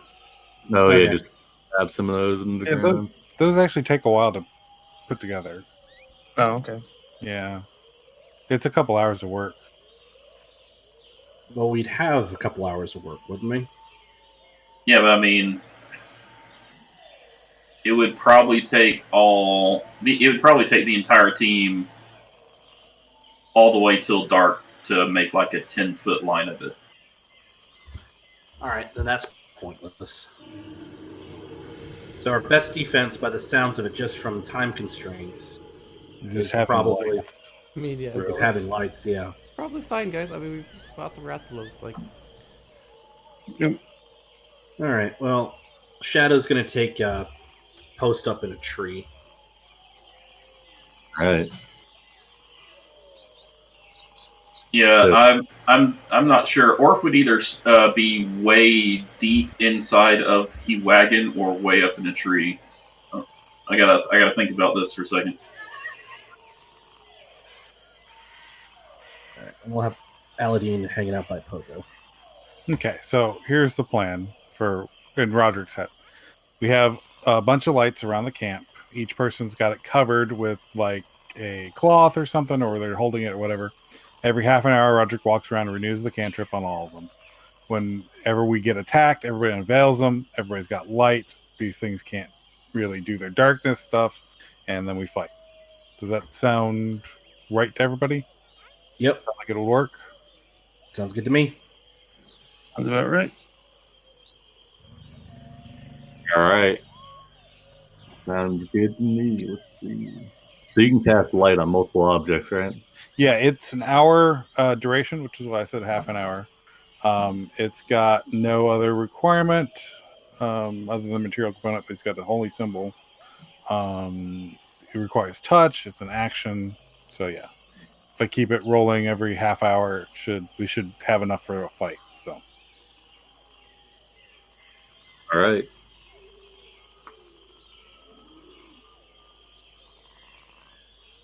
Let's see. Okay, so is the watch order that's currently up good? We got You can only cast it on one object at a time, though. yeah, so it takes an action for every separate object. No, I mean like you can only have it on one object. That's not a restriction on the spell. You touch one object that's no larger than 10 feet in any dimension until the spell ends, which is an hour duration. the spell ends if you cast it again, or if you dismiss it as an action. You can't dismiss it. Oh yeah, you can dismiss it. Yeah. Yeah, so it says it ends if you cast it again. So if you cast it once, Oh, yes, unfortunately, you can only have one lit up rock. never mind then. Then somebody's got one lit up rock. Right, one lit up rock. Nice. One lit up rock. Yeah. These preparations have dwindled supremely from a palisade wall to a single lit up rock. My bad. Sorry about that, guys. Well, we agreed we were doing gritty realism. It's what it is. Yeah. Not even gritty realism. That's a. This is basic spell that I didn't read correctly. Wonderful. No, that's fine. Shadow will actually stay up, and we'll chance getting a level of exhaustion. Right. Oh wait, no. Long rest is the only way to clear that shit. Yeah. Well, I think the goal is to long rest when we get back to camp. True. Yeah, the camp should be ready. Because I have enough XP to level up, and I know Jasir wants to level up too. So, What? How big of an action or how big of an item can you light up? Up to 10 feet. Damn. So you could, Yeah, I couldn't turn the cart into a glowing. That's what I was thinking. But yeah. okay, here's something we can do. We can do the lighting. We can prep a bonfire. Does anyone have any lamp oil that we could get a fire ready to go by setting it off or shooting it with a flaming arrow or something like that? Hakar pulls out some animal fat from his pouch. Just don't get that anywhere near the Rathalos sack. Well, yeah, now we want to sell that. Okay. Well, it'll pretty much destroy all of us if it blows up. I don't even have torches, actually. So I can have torches. Okay, so because he kept all of his brother's belongings, Shadow does have a couple oil flasks. Silver rank hunters out here in the middle of the woods. No Huh? torches. All right, so what you do is you just get the fire ready to go, and as soon as someone notices the sounds, you just light up a ring of fire. Could we pull that off? You're not trapped in here with Could pull me. that off. Yeah, it shouldn't be too terribly hard. Yeah, let's do that. So, I mean, Shadow himself isn't a rogue, so he doesn't really need the oil flasks or the lamps. So, why don't we just get some dry tinder down and create, prep that ring of fire? Let's do that. Dry. Relatively. Jeez. Okay, Breathe on it. here's a thought. A rope, when it's all coiled up, is 10 feet, right? It Yeah. takes up less than a 10-foot space. That cheats the spell. That doesn't count. Yeah, no. Okay. It's a much bigger than 10 foot. Yeah, no. Well, either we do the ring of fire, or we just get a couple of bonfires ready to go. Hakar likes fire. It sounds like it may just be easier to have a couple of bonfires ready to go. Yeah, soak What comes the rope in the oil, and then light the rope when the battle starts, and just have it in a ring. It should circle around with all the fires. Light them up. Molotov cocktails. Orc isn't strong enough to carry We know Cordan anything. brought a whole thing of ale or whatever. No, we would need spirits, not ale. Oh, okay. I was thinking with the animal, whatever fat will burn too. Probably. Yeah. If there's anyone who's willing to donate rope, Shadow's got a couple of hempen ropes. Roderick I have would lots of donate, but he's got silk rope, and it's probably Yeah. not gonna burn too well. Klaus will gladly donate you his rope. It's like Okay, so I mean, we should be able to get a decent ring of fire going if we have three ropes soaked in oil, right? Is that fair to say? Yeah, 3 rags soaked in oil. How big are the rags? Ropes. Well, no, not rags, ropes. Oh yeah, So for that's- sure. Yeah. That's 150 foot of rope.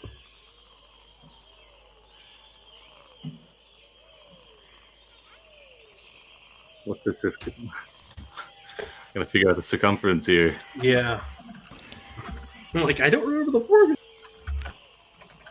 Oh man, yeah, you need a lot of rope. Damn, 250 Well, feet. I mean, we could make it, Yeah, it would have to be closer to light up our area anyway. my wagon's too big. Yeah, Oh, our wagon's right. huge. We might Alright, we in might that not case, be we'll- able to protect the wagon. We might actually have to just protect a smaller area. Or a car could like fly around like a spy satellite and just. No. Let's just prep two Alright. big bonfires. We got one here. Let's just get another one to the north of the cart over here, and let's just call it a day. You can make a 20-foot radius, 24-foot radius circle with a circumference of 150 feet.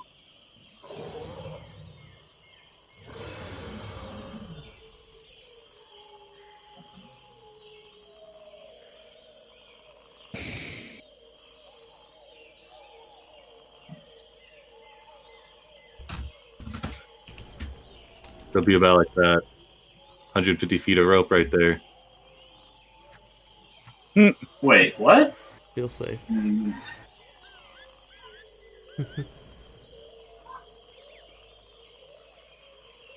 Let's get a couple of bonfires because the rope's going to burn out real quick.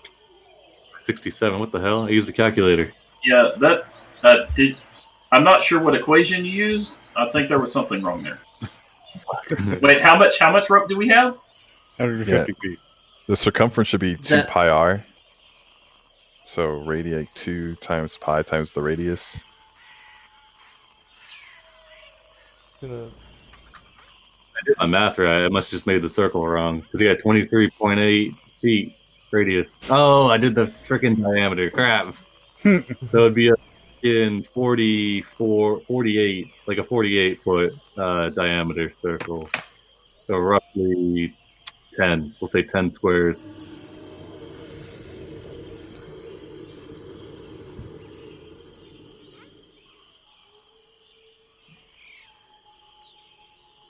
Just throw this down. Okay. This is our wall of fire. No, that's Alright, too I big. mean- That's 40-foot radius. Hold on. All right, let's do that. Let's just do something. I feel like we're getting bogged down in the minutia. Alright, I'm gonna throw some more. This is the best part. It's like a game right here, dude. All right, so Well, this 2 isn't oil here flasks yet. and then 3 sets of rope. All right. Okay. It's a 40-foot radius sphere. I just grabbed the biggest one.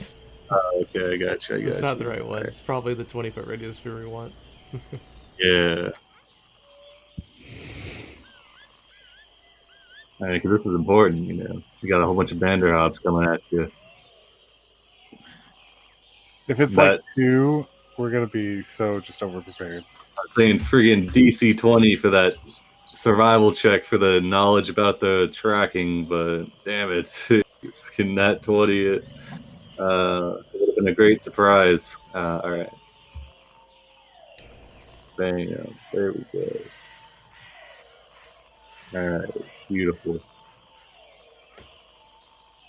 It's a little bit bigger. Nice. Okay. Taking Does- the doesn't oil and the rope off my character. Will, doesn't sheet. that pack actually have like a ring of fire too? It does, yeah. Well, grab that. Unless you don't have it. Right? Yeah. Bless I'll know you. where it Just think. Sorry. is. Yeah. Right. Clouds is very high pitched sneezes. Very wet sneezes.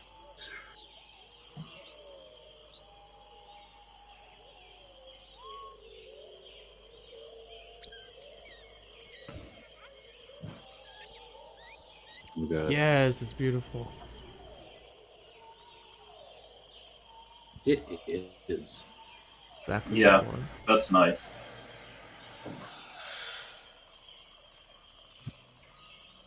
Okay. Go back up and find that ominous.mp3. Nice. There we go. Are we still making preparations? Yeah, I had to get Okay. the wall. All right, come on. I'm gonna hit the head real quick. I'll be right back. All right, Before we get started.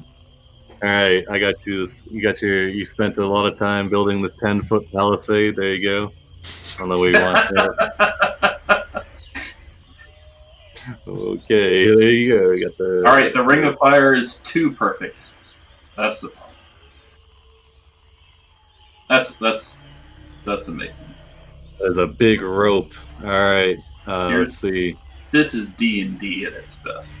Gotta have the Ring of Fire with the onslaught of Banderhobbs. All right. Let's see. Looking as the flame should be generating light for a while. There's ominous MP3. All right. Yeah, but it's just a rope, so we can't light it till they attack. Yep. You guys settle in.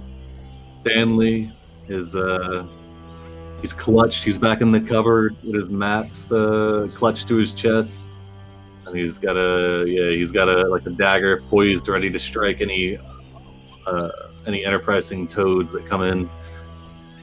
Let's see. For the watch order, we have Cordan and oh, did I not save it? What the hell? Well, there'll be Cordan and Shadow. And then we have Hikar, Clouds, and then Tressir and Roger. Alright. Back. Alright, welcome back. Alright, so for preparations, you guys lay out 150 feet of rope, and then you're not lighting it immediately, or are you lighting it throughout the night? It'll only burn for a couple, like a minute at best. So yeah, we gotta wait. All right, let's see. Whoever doesn't get surprised has to light it. Drop the token by the GM layer. All right, so the wall of fire lays dormant. The oil-soaked rope laid out. You've got your palisade wall defending Pogo, and you set down. So we're maintaining just the same, just normal watches, just hanging out. I assume Orf is in there in the round somewhere since he has night vision. Oh, true enough. I don't think he's in the. I don't think he's in there. I think everybody's got dark vision except for Hikar. Yeah, unfortunately. So we got Orc up first, Hikar, then we got Blair. Cloud, then we got just Roger. Or we could Roderick's have got Orc night and vision? Hikar. Oh wait. Yeah, Roderick's Roderick's not night human. Yeah. What's under the suit? A We little bit don't of know glowing. yet. All right. Let's see. Could be anything. Even another suit. I did that already, though. All right. So I Orc wasn't here and for that one. Shadow Never mind. passed without issue. So you guys take the cart up a little ways away from the Tath, find some dry ground to set up camp, make all your preparations, and begin to lie in wait. Orf, as a seasoned survivalist, is confident that the Banderhobbs will be making their return at night. Hopefully, they're hoping to catch you all off guard. They do not surface during the first watch, nor the second watch, though. But during the third watch, Clouds, give me a perception check. Would it be possible for Shadow to hang out in the tree? Oh, for... yeah. You're going to take a con check or a con save in order to just stay awake all night. Yeah. All right, give me a I don't con wanna get save. surprised. Perception. Oof. Nope. All right. Even with your. Oh wait, no, Oh, that wrong wasn't- person. Oh shit. Okay. All right. Wait, what happened? Yeah. Mods, you don't need to make a con save because you're just taking a normal watch shift, so you're not staying up all night. So whatever you're fine. whatever you And ate then- is on the floor right Yeah, now. it is. You drank the watch, you were on the toilet, and that's why you got beat on perception. Luckily, Shadow is there. You pass. Yeah, your con save is great, so you're not exhausted. Give me a perception check from your tree vantage point. Come on.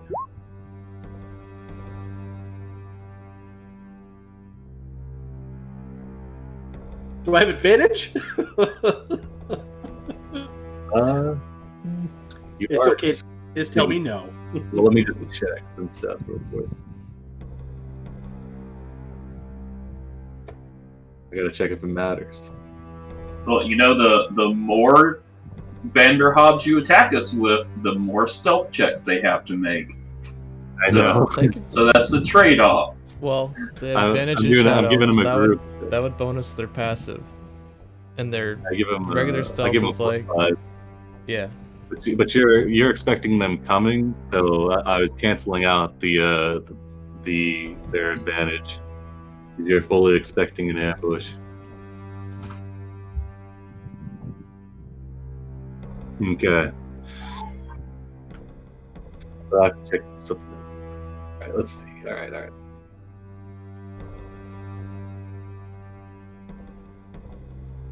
Okay.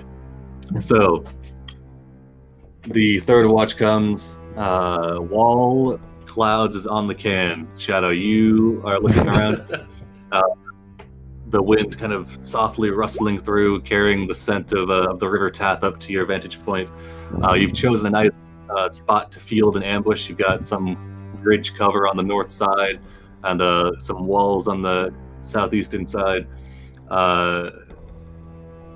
So you are able to notice some Banderhobbs approaching.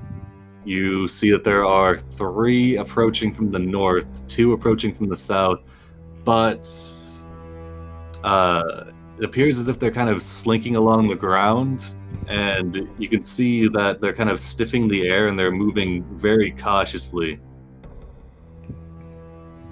as if they can kind of smell the gasoline and the oils in the air. So you can tell they're moving very cautiously.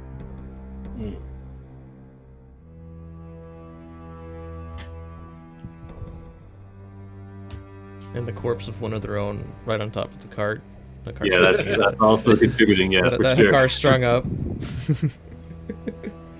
Well, I guess I'd wait until Like a horror movie. I mean, since everyone's like in the perimeter, I guess I'd wait until the Banderhobbs got Yeah, close I'll let enough you- for it to make a difference. I'd light a torch and then throw it down on the rope. All right, so you can tell me. So right now, from your location, they are we'll say they're like 100 feet out. So I'll move them back a little bit. Yeah. I don't know how close you want. You would see them like when they're probably 150 feet out, and then they're from your current spot. They're about 100, 130 on the bottom, and then they'll just start creeping closer. What's the optimum range for short bow? Is it 100? 80, I think. 80. Okay, So so I doing would it- drop the torch once they got 80 feet out. Gotcha. Okay. 90. All right, we'll move these bottom ones up a little bit. All right, so about right there, I think. In short bow range, yeah, they're just creeping along the ground. You can tell they're kind of scanning the trees. They don't seem to have seen you, though. Though they're ambush prisoners at night, it seems as if their eyesight isn't the best. And it's going to get even worse when the fire starts. All right, so yeah, they get into range. Flash blind. All right, and then you throw the torch down. Yep, light a torch and then drop it on the rope. All right, And then I'll let out a big old roar and shout, "We are under attack!" all right. The rope roars into flame around you all. all the Banderhobbs kind of leap up in surprise. Let's see. You heard him. Surprise round. Wow. I was gonna give them disadvantage on their initiatives. But they are fully expecting combat. They're expecting the combat, but they're not expecting the thing to roar into flame. All right, so yeah, go ahead and give me those. Oh, come on. I can't roll crap for initiative today.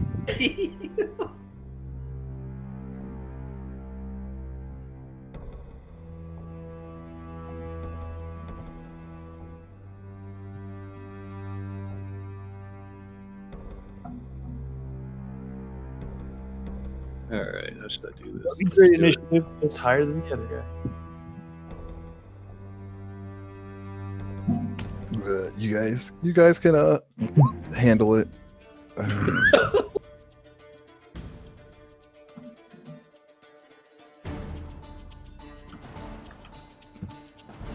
You've been eating too much of that herb too, huh?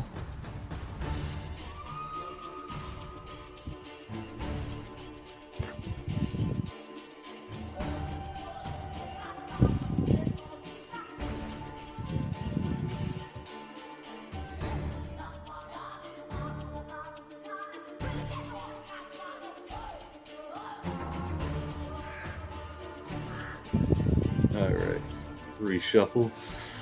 All right. So let's see. Now with the flame roaring up. Yeah, you see all the Banderhobbs come into view. Yeah. All right, Dressier, as your turn comes up, you're roused from your sleep. The fire around you, the Banderhobb, you can see their shadows casting, or their bodies casting shadows on the trees. Give me a free perception check as you get up.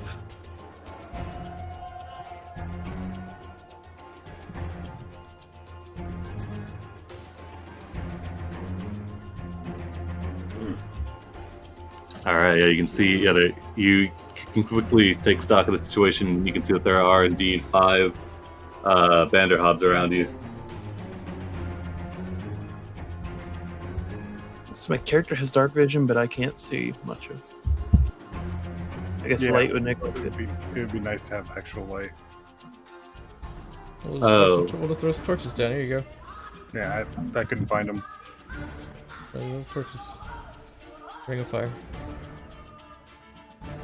True. Better? Yeah. Alright, I will prepare a dodge, I guess. Can't really see anything. Yeah, because they are outside of the range. I mean, that's how it goes, I guess. I want to turn global. I can't turn global illumination on because then I won't know where they're allowed to teleport. Mm-hmm. All right, Dinosaur Jesus. He's going to ready to bite when one comes close. All right.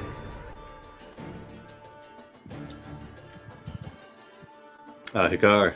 The car's just like having a great time. He's just like dancing on top of the cart. He's swinging his staff around through the fire, yelling at Like the Burning Man. Yeah. He's letting parts of the staff, little parts of the staff catch on fire. A little bit just swinging around, cackling. I put camera sources down so I could see them, but I don't think our car can see that far. So I'm just going to also take a dodge action. But he's kind of like just having a great time. All right. In this pit of fire. He's loving it. All right. That'll be it. This first Banderhobb is not quite sure, but it'll move into view. So you should be able to see it coming into view up here, so you can take your readied actions. Come to your death.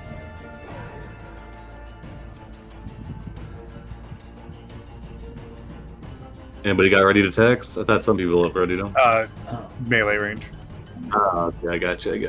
All right. Roger, you're up. Roger's going to draw forth his sword and say a prayer, and it's going to start glowing, shedding light like a torch. I'm just going to drag me a torch on myself. All right. Torch yourself. Orf, you're up. Orc will say, someone get like a torch out to them. I can't see them from here. And then he'll go ahead and mark favored foe because it's a little too far. All right. He'll go ahead and mark favored foe, and so hunter's mark, and he'll start shooting. All right. The Banderhobb looks up at you, riding atop the battle wagon.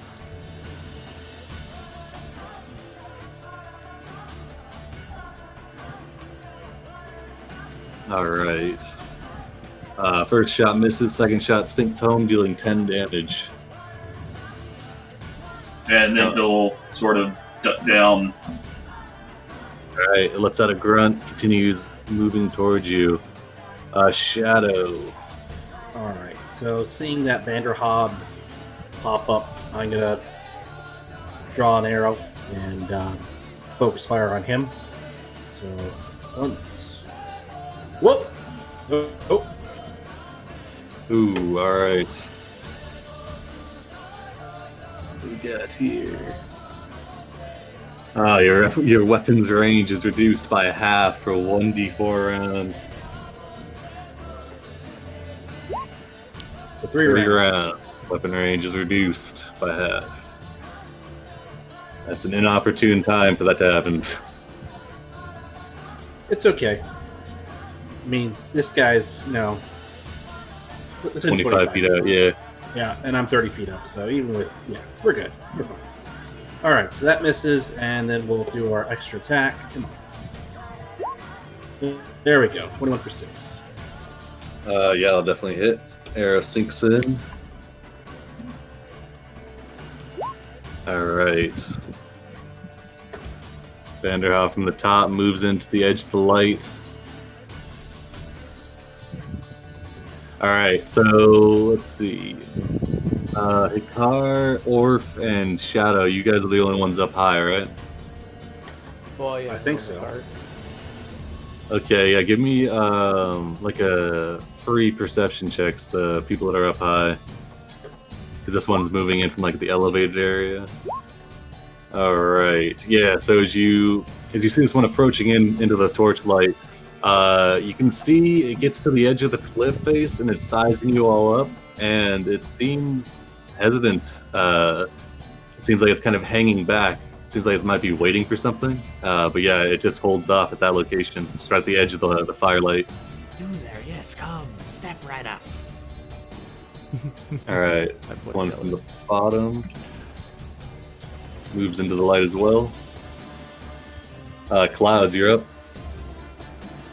Alright, Clouds will pull the one off of Shadow closer. Alright, go for it. Make a strength save. Let's see. Oh, he'll pass. Dude. He's not tugged towards you. I'll throw a dagger at him. Really? All You're trying to tug him before you take him to dinner? That's a little inappropriate. Yeah, come on. Hey. Oh, yeah, 22 definitely hits for 11. Well, just for 7. Oh, yeah, hits him in the shoulder, same spot as the couple arrows from before. I can tell this one is hesitant as well, strangely. Alright, this one will move into the light. Stops on the edge of the cliff face. And then lastly, this one. Alright. Yeah, they all just kind of move in. The ones on the bottom, Roderick, Cloud, just here, you can see these ones, the southern ones, they move in. This one, you can see them over the top of the cliff. They move into the edge of the firelights, and then they just kind of hold their position, kind of snapping their large mouths and raking their claws through the air. Pogo. Let's just dodge. All right. At the top of the round, you can see all the creatures at once around you. Just here, they start to kind of get whipped up into a frenzy. You see this one kind of sniffs the air, and his eyes go wide in the firelight, and they all begin kind of clawing the air and like howling and hooting in unison. And all right.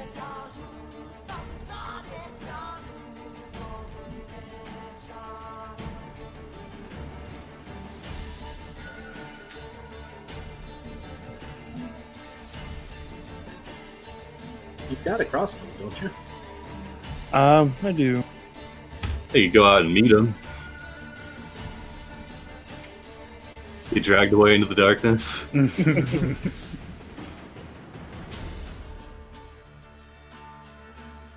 I'll move over here to try to get restraint on Pogo. All right. And then I will use my lightning breath. I think that'll reach. Yeah. Good boy over here. All right, dex save. Yeah. Oh my god. Oh. +1. Jesus. Okay. Okay. 1 damage. Yeah, this is the problem. Will got all of his bad rolls out of the way on the last fight. Oh no. That was just the preliminaries. That was They're just all them holding gathering 20s. into a... They're all holding 20s. Advantage. Oh god. All right. Dinosaur Jesus. They are in a frenzy. You haven't Very much. seen this many excited frogs since a Muppets concert, I guess. I don't know. He's All right. definitely going to charge forward and make a multi-attack. All right. There you go. Oh yeah, first one definitely hits. Second one misses, but he bites deeply into this creature's forearm that he brings up to try and protect himself. You can see in its like revelry, it's not expecting a dinosaur to come charging out. But yeah, you interrupt its chortling, and all right, that dinosaur Jesus' turn. Yep, that's it. All right, the chortling, it's increasing in tempo and rhythm. Yeah. Yeah. We were already having a good time, but now it's a party. Yeah, now they're having a real good time. Yeah. Christ is enthralled by the whole thing. He's gonna point to this one. He's gonna start shaking his staff above this one's head, and the spiritual weapon's gonna come down. Slice All right. open one slice, stem to stern, it all falls out. True enough. Yeah. Stanley's like, oh geez, this guy's on our side, right? Yeah. All right, Well, spiritual hopefully I weapon. hit. He slashes up his back. Alright, and then we're doing a touch of death on that, so we'll add an extra Ooh, all right. 15 damage to it. Ripping open the back of this one, it is now bloodied. And then I'll start shaking my staff at it. For a total dead. All right, give him a wisdom. Oh. It fails, taking 4 damage. Oh well. But yeah, that'll be our turn then after that. D12s are so fickle. Yeah. Yes, they are. Yeah, we're done. All right. So yeah, even as you slash across this one's back, it continues kind of letting out screeches and hollers. Now, as the din kind of reaches a crescendo, you hear something in the distance. Actually, probably smell it before you hear it. Cast Along Shadow, Dressir, and Roderick, I would assume. You smell something on the wind, and it smells like a troll from the mainland, but it's strange because there are no trolls in Chult anyway. This Banderhobb continues chortling. Roderick. So much for that 20 earlier on navigation. Roderick's going to charge forward and crying out for the Morning Lord to swing his now glowing sword at this Banderhobb. All right. 25. Yeah, it'll definitely hit for 9. And then taking my multi-attack. 17. 17 will hit as well for another 10. Yep. This creature before you is bloodied as you slam into it a few times. with your longsword slicing.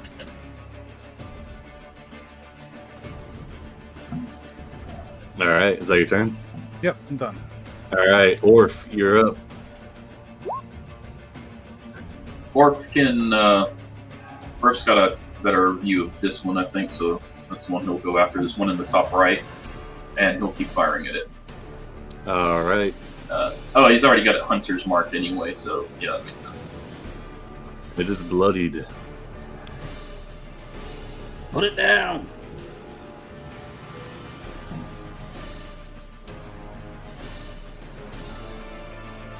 Yeah, he'll run up to the edge of the fire to activate Planner Warrior. All right.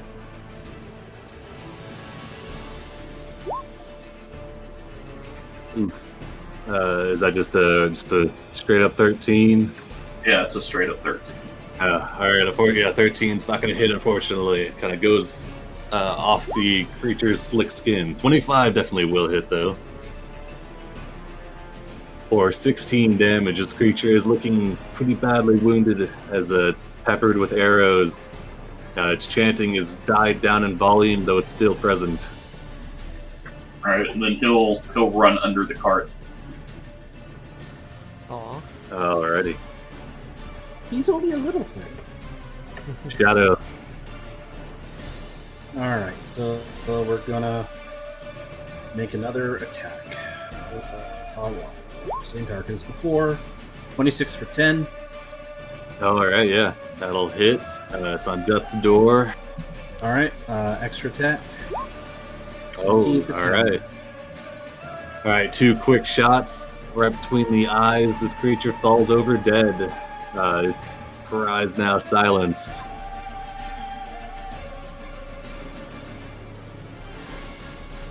Alright, I guess Cast Long Shadow will... I guess after putting that one down, he'll just call out, Roderick! Mind your head! I'm gonna shoot at the one in front of you. And that'll be Alright. This Banderhobb continues chortling, as does this one. Clouds in the morning. Alright. Clouds is going to attempt to, let's get this, work on this guy over here. She's gonna attempt to pull him.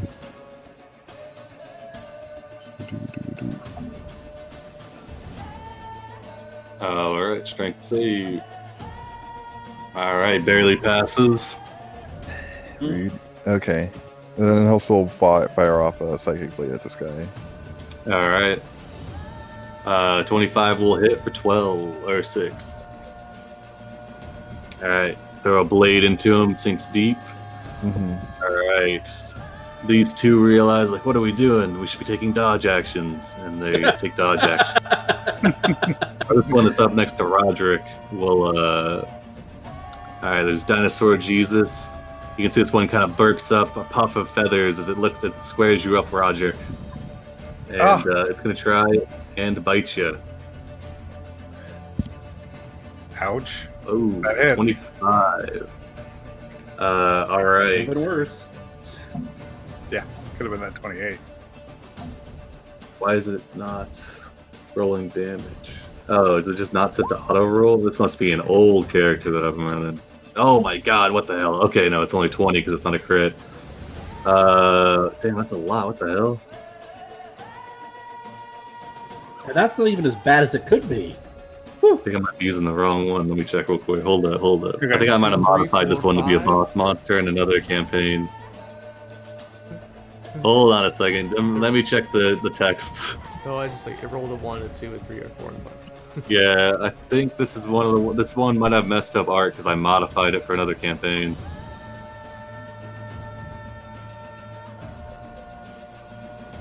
Okay, yeah, I did. Okay, let me fix this one. It should only be 36. But they are strong, so it does have a +5. 36 plus 5 is a lot less than 5d6 plus 5, so... True. Alright, so we'll just knock off the 5 and the 4. So we'll do 2, 3, 1. 11. So 6, 11, 11. There you go. That's way more reasonable. All right. The grapple's still in effect, though? Yes. You are grappled, escape DC 15. Larger, smaller, restrained, and can't use bite or tongue attack. Okay. So, All right. Pogo.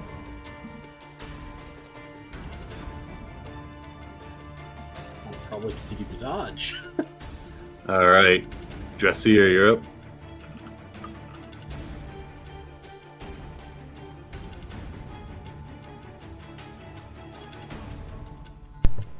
Oh crap! Sorry, thought I had enough time to get a drink of water.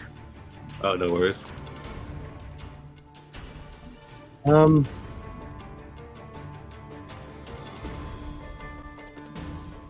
Don't think I have enough range to get somewhere, but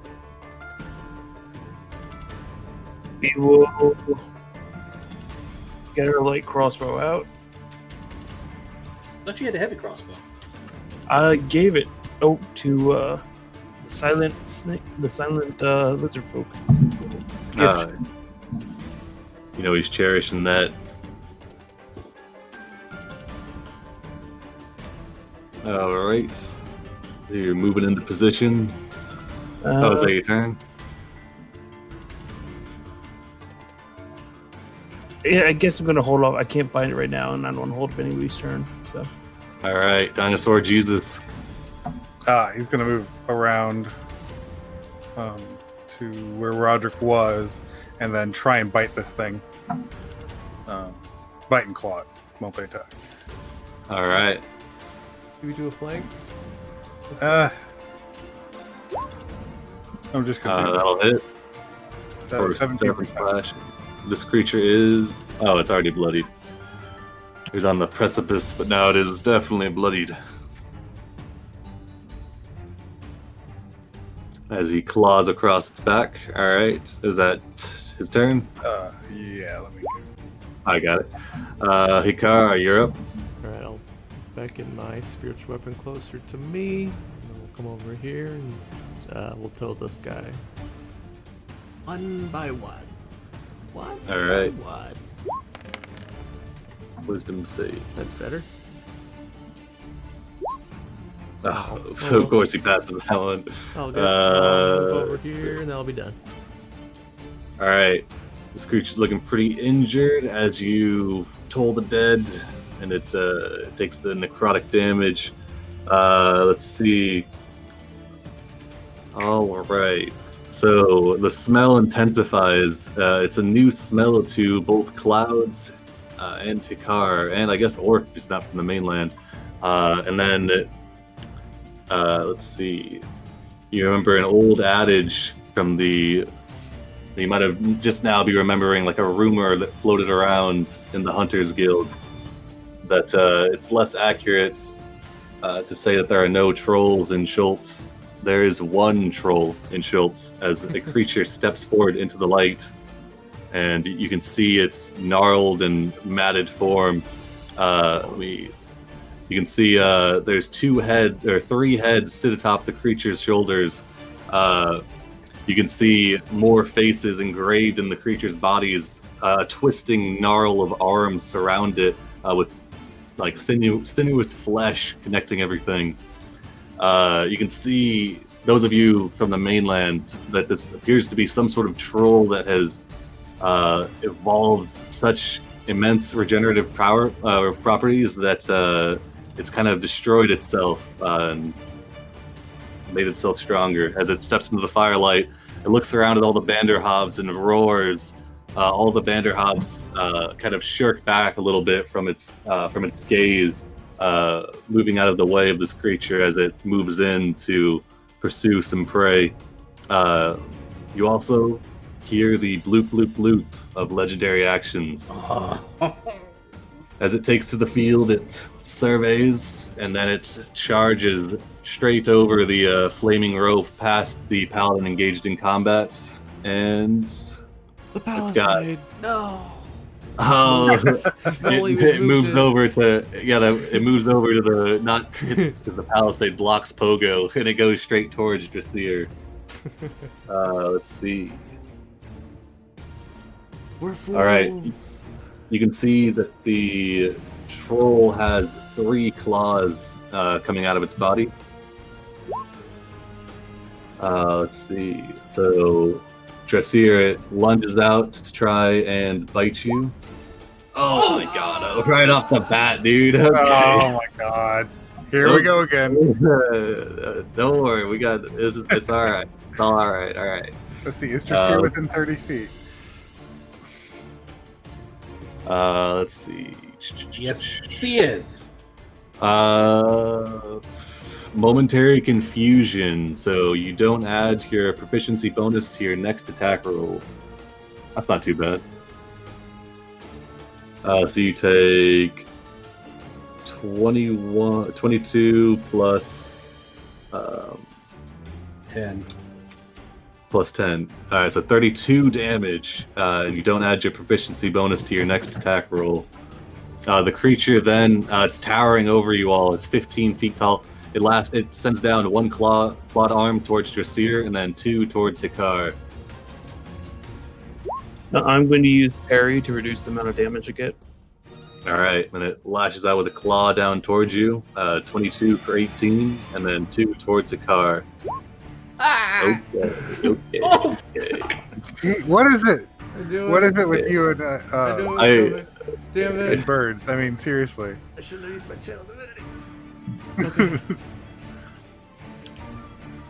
Let's see. God damn, 3d6. Your AC is reduced by 1d4 for 1d4 rounds. Okay.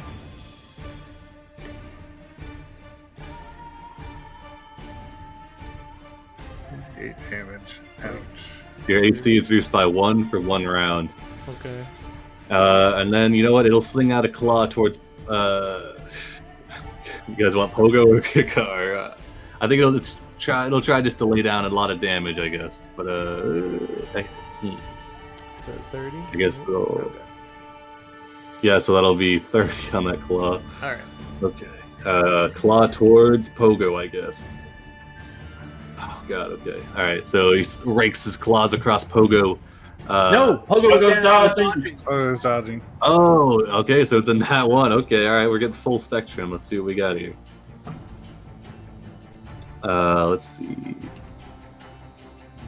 You take a 1d4 penalty to your next 2 attacks. Okay, I'll mark that with a blue dot.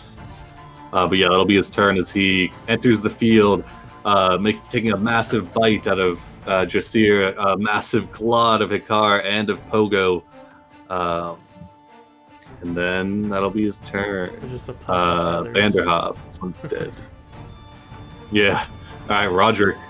Creature just charged past you and is now engaged. The Banderhobb in front of you begins to laugh in like a burbling chuckle. I'm kind of in his mouth. Oh, shit. You're right. Yeah. Yeah. So I'm going to try and solve that problem. It's wrong. Yeah, you can't really get what he's laughing at, but he's definitely having a chuckle. So it's he's going to try and solve that problem by stabbing his way out from the inside. all right, that works. I have disadvantage on these. Yes. 13 from the 11 inside. will not. 13. Oh yeah. Does he have a lower inside AC? I guess I'll give you flank. So Okay. with a +2, it'll hit. You've got his tongue right where you want it. Okay. All right. So it'll be 8 damage. I'll go ahead and smite on this one All right. for 6 more. Another 6. The creature still holds you fast, but I'll give him a con. All right. He keeps you down, even And though I'll you're. Continue to grinding it. slash. Oh, the nat 20. All right. Oh, I so wasted the smite. at least the dice aren't favoring one side. All right. Let's see. What we got. Well, that's not a crit. I still have disadvantage because I'm still inside. I'm still restrained. Oh, damn. Yeah. That's true. It is a 27, so I do hit for 11 though. Yeah. All right. Another 11. Good con. Oh, okay. Yeah, he spits you up at this point. You're no longer restrained and grappled. He's kind of wiping the blood and mucus off of his upper lip as he looks at you. Now that you're freed, you can see the creature behind you wreaking havoc on your fellow hunters. You can see the other Banderhobbs around the edge appear to be kind of standing back. They are letting the dire troll do its work. All right, is that your turn? That's Roderick's turn. All right, Orf, you're up. All right. Bonus action to move Hunter's Mark onto this thing over here. This Banderhobb that Roderick's engaged with. As he's throwing up, arrows start coming. So. All right, yeah, he's kind of just finished with Roderick, and you start launching arrows towards him. 22 definitely hits for 11. As your arrow pierces through one eye and out the other, the creature falls over dead. All right, and a short bow shot at another, also from under the wagon, flying between the spokes towards this troll's feet. All right, 17 definitely hits, sinks in, dealing 7 damage. All right, that's all I got. Staying under the wagon. All right, cast a long shadow. The troll being damaged for the first time from its foot, I guess, as it sinks in. It looks down and it kind of cocks its head. It's one of its heads to one side. It's not quite sure if that was always there, like that arrow sticking out of it, or what. All right, Shadow, you're up. Okay, so I'm going to shoulder my bow. I'm going to action equip my shield, because I had to take that off to fire the bow two-handed. So here's what I want to do. I only need. I am an athlete, so I only need 5 feet. So could it be said that maybe I'm on a long enough branch where I could take a running jump, land on the cart, and then using my feline agility, run all the way to the foot of the troll? Okay, let's see. Because you're in the tree, you could jump. Yeah, I'd say you could do that. Because you've got a climbing speed, so yeah. Yeah. That. Do you need me to roll anything for the jump, landing, etc.? You're proficient in athletics or acrobatics, right? Yes, I am proficient in acrobatics. All right, yeah, that'll be fine. Don't bother rolling because you got a climbing speed, so you can just climb down the tree. Unless you purposely want to do like a backflip or something. Well, I don't want to purposely do a backflip. It's just I just want to be able to don't have to worry about the fire. Was what it comes down to. That's well, the fire. It's just a rope. So. Oh, it's not as in that case, never mind then. I'll just climb down and then run over because that's within 30 feet. All right, yeah. And then I will action surge since I had to equip the shield. Oh yeah, sorry. A point of note that would be interesting. As the troll stands over the burning rope, like 1 foot resting on it, it seems unaffected. That Shadow might find interesting being from the mainland. Oh no.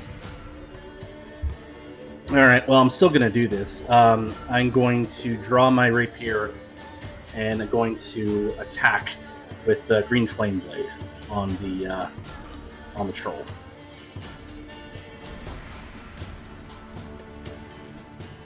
Okay, hey, that misses. Right. Yeah, unfortunately, 10 does not hit.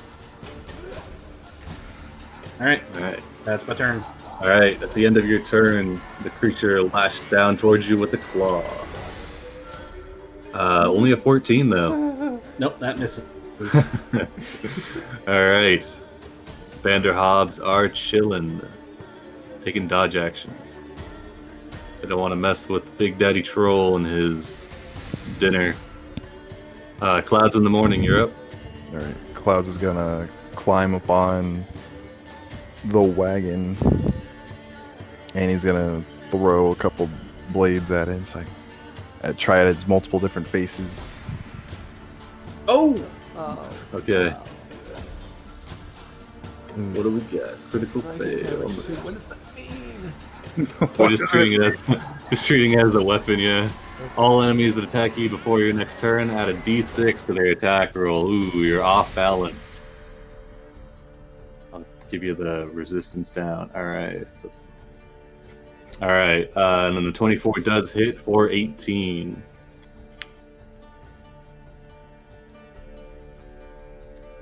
Are these psychic blades considered magical? I think they are. Yeah. Ooh, alright. Let's see. Yeah, you throw out a psychic blade, cuts into the arm as it like leaves a gash in it. You watch as like the muscle just kind of snaps back into place, immediately healing over the wound.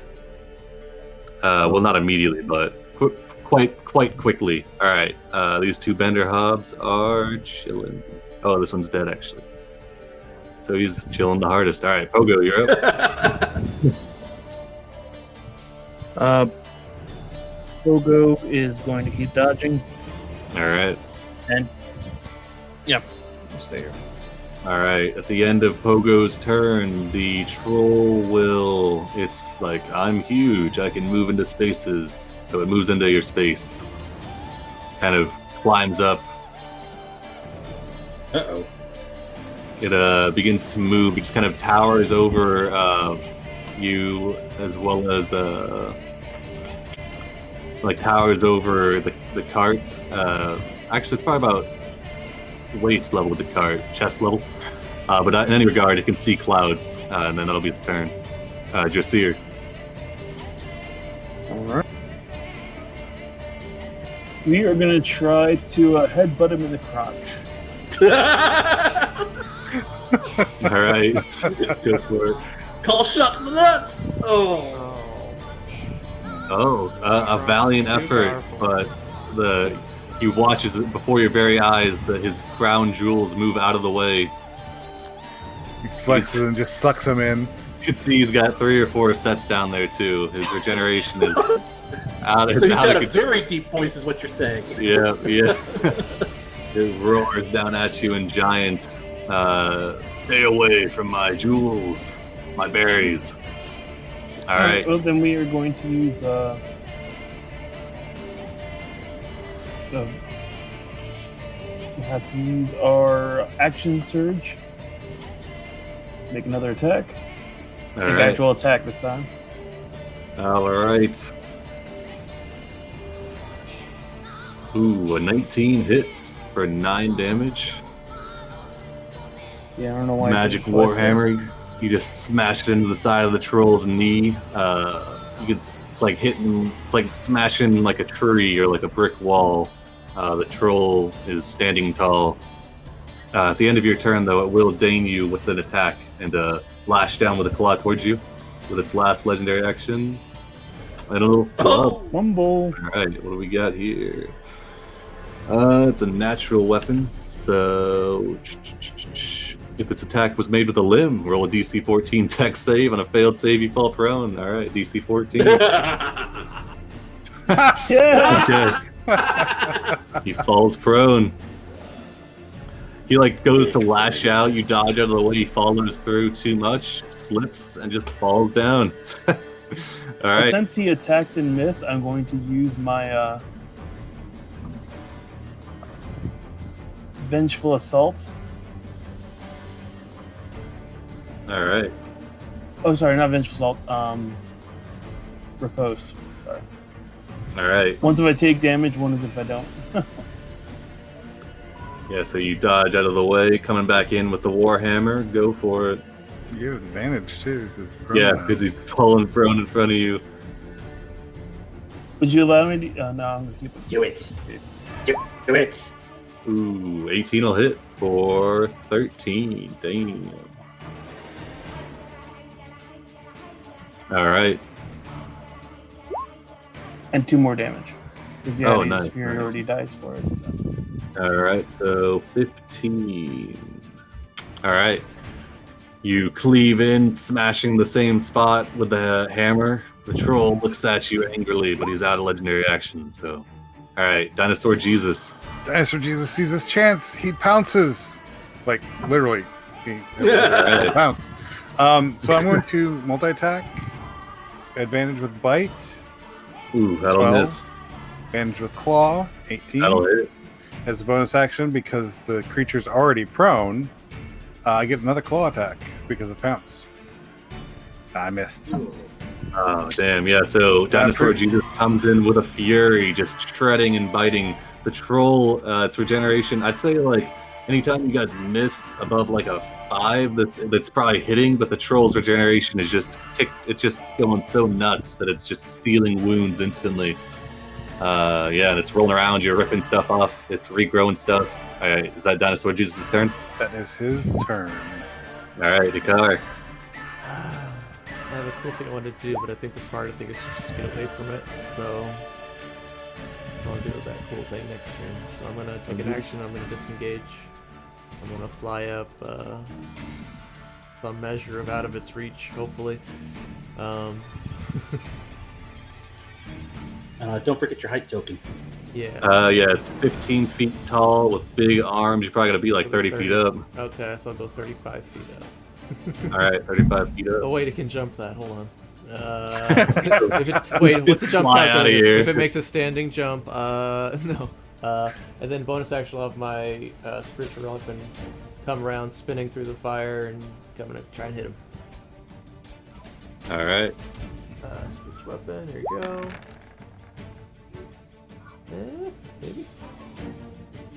Yeah, 15 hits for 9. Slice into him, and then I'll fly away, and then that'll be my turn. Alright. The troll roars, using its movement to stand back up. And then... Ooh, yeah, you see, at the beginning of its turn, it regenerates. Let's see. Yeah, the wounds that were left on its knee, you can see as they the flesh in that area shores itself up and looks more resilient than before as it climbs back up to its feet. It is then going to use this. This is pretty brutal. All right, you watch as it starts to spin its arms like a lawnmower. Holy shit! That top one shouldn't be there. Okay. I don't know what that 8d10 is doing. What the hell? It's not even on there. Oh, okay, I got it. All right. Yeah, it's a DC 17 Dex save or take 29 slashing. I'm very glad I moved away. Yeah, you kind of clip some of your toenails. Oh, Shadow, you could. How do I use that gem? If it's Oh yeah, could, you like... can spend a hit dice to add a D4 if you'd like. Sure. You could add up to 3 D4 if you spend 3 hit dice. Well, it's not. It's the person that is adding the D4 that expends it, not the user of the gem. Okay. Kind of like a team. I will gladly expend a hit die for this. Right. 1 hit die versus 29 damage. Ooh. Yes. Yep. Because now I passed yeah, that's it. good. Yeah. Oh yeah, because it's DC 17. All right, yeah, nice. So everybody takes 14 slashing damage. The cart unfortunately takes the full brunt of it. The cart doesn't get a dex save, unfortunately. Pogo does get a dex save with advantage because he's dodging. Oh, Don't forget about Dinosaur Jesus too. Oh, he's right there. That's right. Oh God. This is gonna hurt. All your precious animals. And then mine comes back. Ooh, nicely done, Pogo. Dinosaur You'll take Jesus. 14 damage. He's still hanging in there. Yeah. I mean, if you did, you'd be done. I'd probably let you do death saves for your dinosaur. Yeah, absolutely, I'd imagine. Not mine, but... Yeah, alright, Dinosaur Jesus. I don't think he's allowed to use the Gems of Mastery, unfortunately. He is a dinosaur. Alright. He gets death saves, but not magic item usage. Alright, so that's Actually, Dire Troll's turn. if he drops to 0, he just goes away. Oh, okay, cool. Yeah. All right, Whirlwind of Claws is done. Roderick, you're up. Roderick is going to move up into melee range, which is not seeming like the smartest idea. But then he's going to cast a spell. All right. And I'm going to upcast it to level 2. Bless. I'm going to bless nice. Orf, Clouds, Dressir, and cast a Long Shadow. Ooh. All right. And that is... There's concentration. Okay. All right. Is that the end of your turn? That is the end of my turn. If it won't Alright. let me click What does bless look like? Oh, it's like a little yellow symbol at the bottom, like this. Bam. All right. That goes to 0 and mine goes to 7.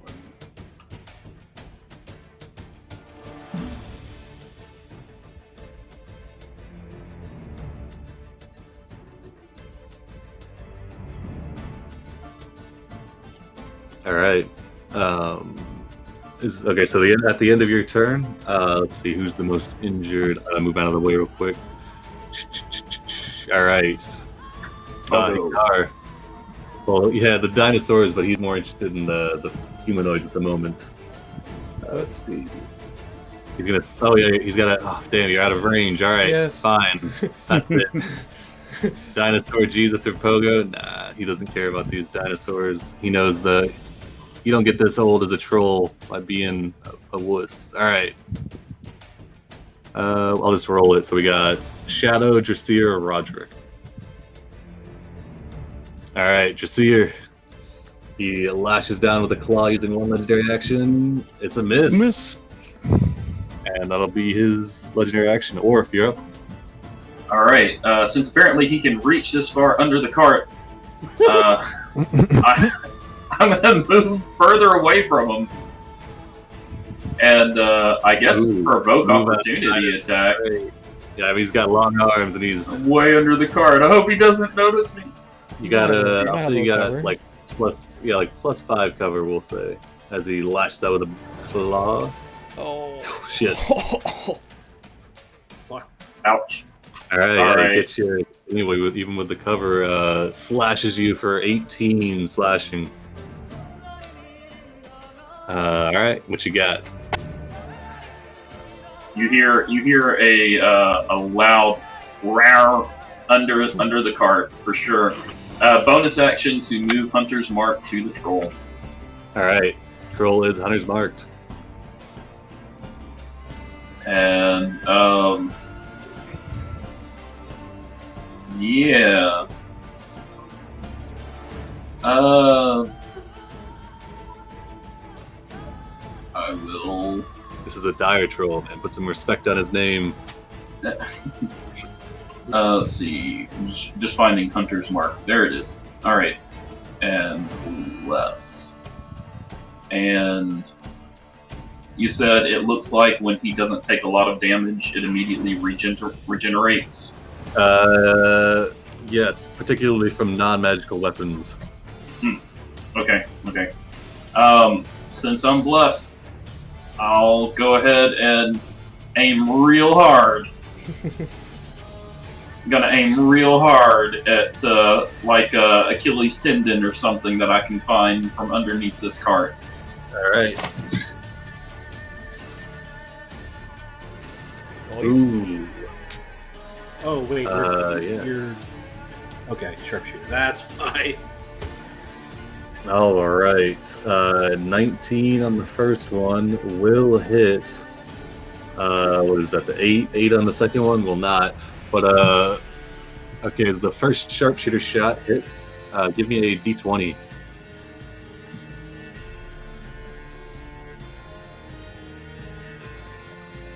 All right. Oh, okay, that's thematic. Let's see. So as you shoot out with your bow, it hits one of the legs and kind of blasts away like a large chunk. and then you can see instead of regenerating, the leg kind of falls to the ground, and let's see, it's on the ground. But the troll definitely takes a large amount of damage as a leg falls to the ground next to Jasir. All right, Does it and fall over? I'm not sure if it matters or not. The hunter's mark damage is magic. I don't think the rest of it is though. So it's like 18 regular and then 5 magic. Oh, okay, gotcha. All right. If I understand correctly. Yeah, if you use the planar warrior, I guess it's all force damage. Yeah, it would become, but I already used my bonus action to move hunter's mark. Oh, shit. Okay. We'll say the leg still comes off, though. It's cool. All right. Shadow, you're up. And I made these All leg right. tokens, so I gotta use them. All right. I guess we're gonna try and lop off the other leg, seeing what Orf did. All right. We're gonna do another green flame blade. Do we have flanking from everybody around him? I would think so. Yeah, For you melee. got the +2 flank. All right, so that's 18. Right. Yeah. And then we talked about adding the actual rapier damage. So it's 8 from the rapier and then 6 fire damage. All right. As you stab into it with the, And then I guess rapier- another fire damage, 5 fire damage on the leg or something. Oh, true. Yeah, the fire damage jumps to the leg, and you can see it definitely takes some damage from it. And then I'm gonna bonus action second wind. Regain some hit points. And All that's my right. turn. Banderhobbs. They're getting antsy. There's a lot of blood going on. This one's gonna be a little cheeky, and it's gonna get right behind Dinosaur Jesus. That'll be its turn, though. All right. Clouds. Clouds is really concerned about the his friends getting hurt, so he's gonna use this gem, which I believe allows me to upcast my spells using hit die. Which yeah. So I'm gonna use all my hit die to cast. Oh, hold up.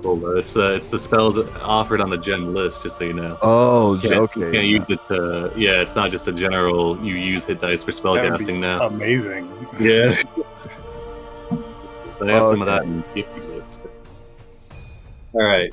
All right, but then Good. then I'll just Still near them. throw some blades at it then. All right. Blades. Ooh, Oh, the yeah. nat one.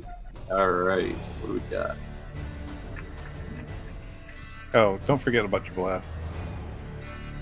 Oh, bless. Right. Oh, so Triple deep- damage. I mean, So another- Okay. another 66 on that first hit. Holy smokes. So we got 19 plus. doesn't he also get? Yeah, 14. wow. So it would be 23 plus 14, 37, 46, 50, I think 56. Is that also multiplicative of the sneak damage, or? Yeah, that's the Oh. triple damage. It'd be 36, then you triple it, so 2 more rolls, so it's a good. All right, roll me a d20.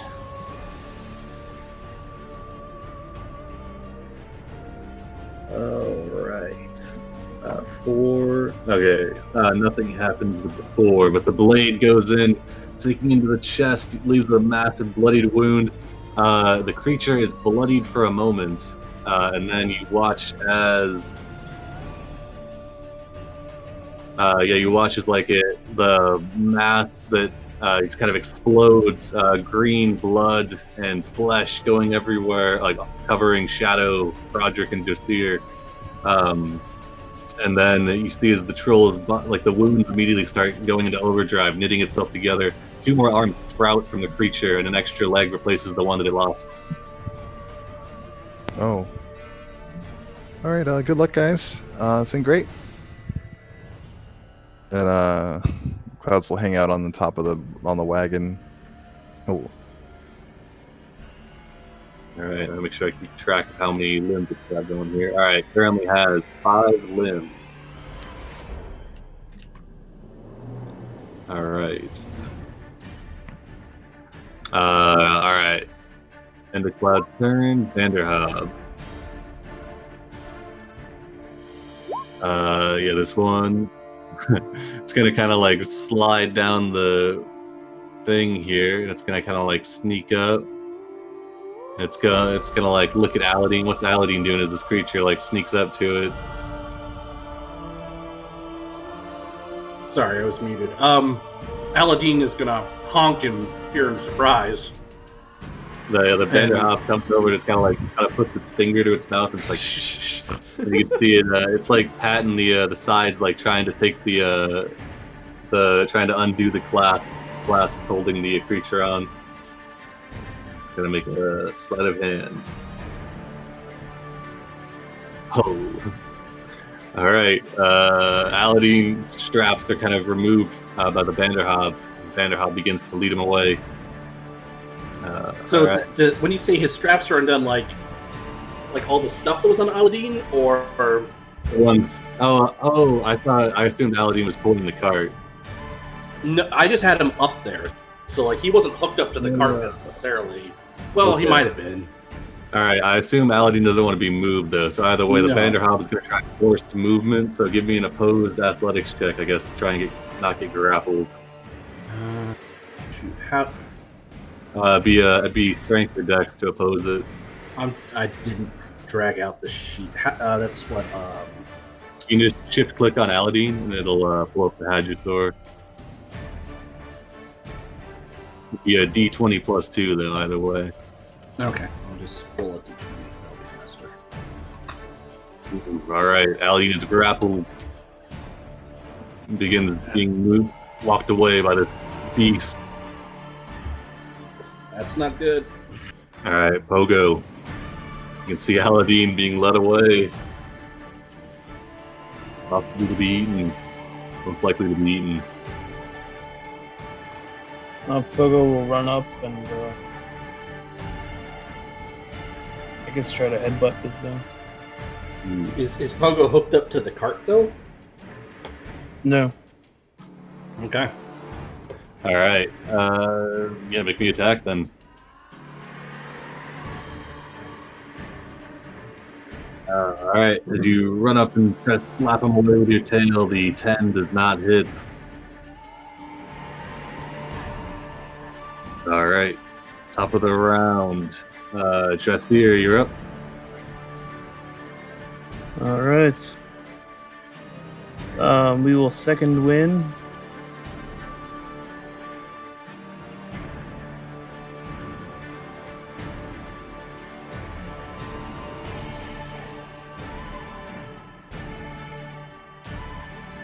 Wow. All right. That's a 14 14 health. second win.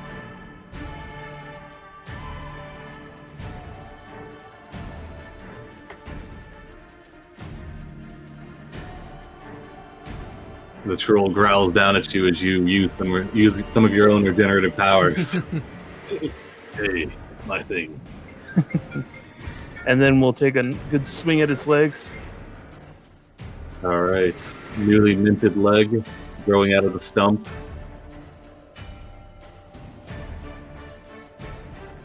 I guess it's not quite out. It has to come out at the beginning of the turn. But it's coming out slowly. All right.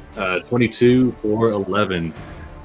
You slash into his leg, hammer into his leg. You can see it kind of buckled a little bit, but you can see the regeneration it's in an overdrive right now and is working hard to keep him standing. All right, Dinosaur Jesus with the creature sneaking up behind you, trying to get fresh.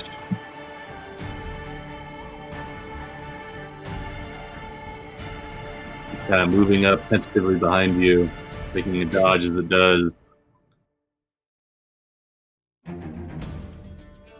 You can see it's hungry, but not enough to try and piss off the dude. All right, is that for the?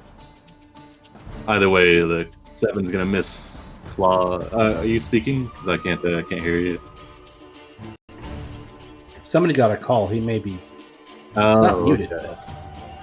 Oh yeah, this 8 and the 7 miss, unfortunately. And Picard, you're up. There we go. Sorry about that.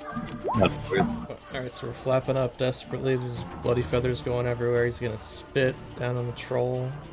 Alright. Take a just like a handful of the blood that's coming from him. He's gonna start doing a wicked chant. It's a curse upon this thing, and then he's gonna do a chill touch. Alright.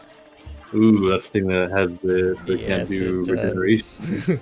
Nice. I Alright, know. 20 hits and 10 damage. That also affects the target next to him because of Reaper. So whatever this leg's doing. it also Ooh, takes the alright, yeah. damage. Leg Yeah. dissolved. He'll This. take the 10. Alright, at the beginning of his turn, the troll stays. Well- Oh, sorry, go ahead. And bonus action, scratch your weapon. Continue to slash into him. Right. Well, I don't know. 12 doesn't hit, unfortunately. I need to make sure he only used one legendary action, I believe. Okay. And He then just we'll- used the one claw on.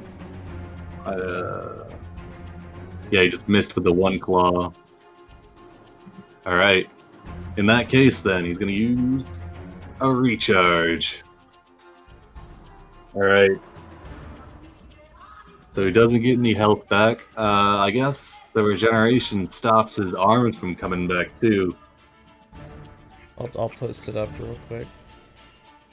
Let me change it to a spell card. Spell card. That work? Takes D8, can't regain hit points. Let's start on my next turn. Okay. Alright, we'll say it can get its claws back, but and its leg, but it won't get any hit points, so it's would be healing 20 HP a turn, but no longer. Alright, so gets a leg back. It's at 2 legs, 5 arms, and it's gonna do a whirlwind of claws again. A DC 17 dex check or take 26 slashing. Oh, Dinosaur Jesus poofs out of existence. With Banderhobb over here, he's looking kind Snaps his of bashfully. fingers. Yeah, he's like, foiled again. It's like Roderick's taking 26 points of damage. Forget about that gem. You can spend. Yeah, I rolled a 6. Oh yeah, true. You know, Yeah, no. I'll take the 26 damage. you got a 3, a 3, and a 4. Do you need to make a con save, though? Use it for the concentration check. If you. Oh wait. Can you use I it? have advantage It's on not- this concentration check. Oh, there you go. Nice. I need more than a 14, don't I? No, it's No, it's 13 DC. Okay. yeah. All right, you maintain concentration and stay on your feet as well.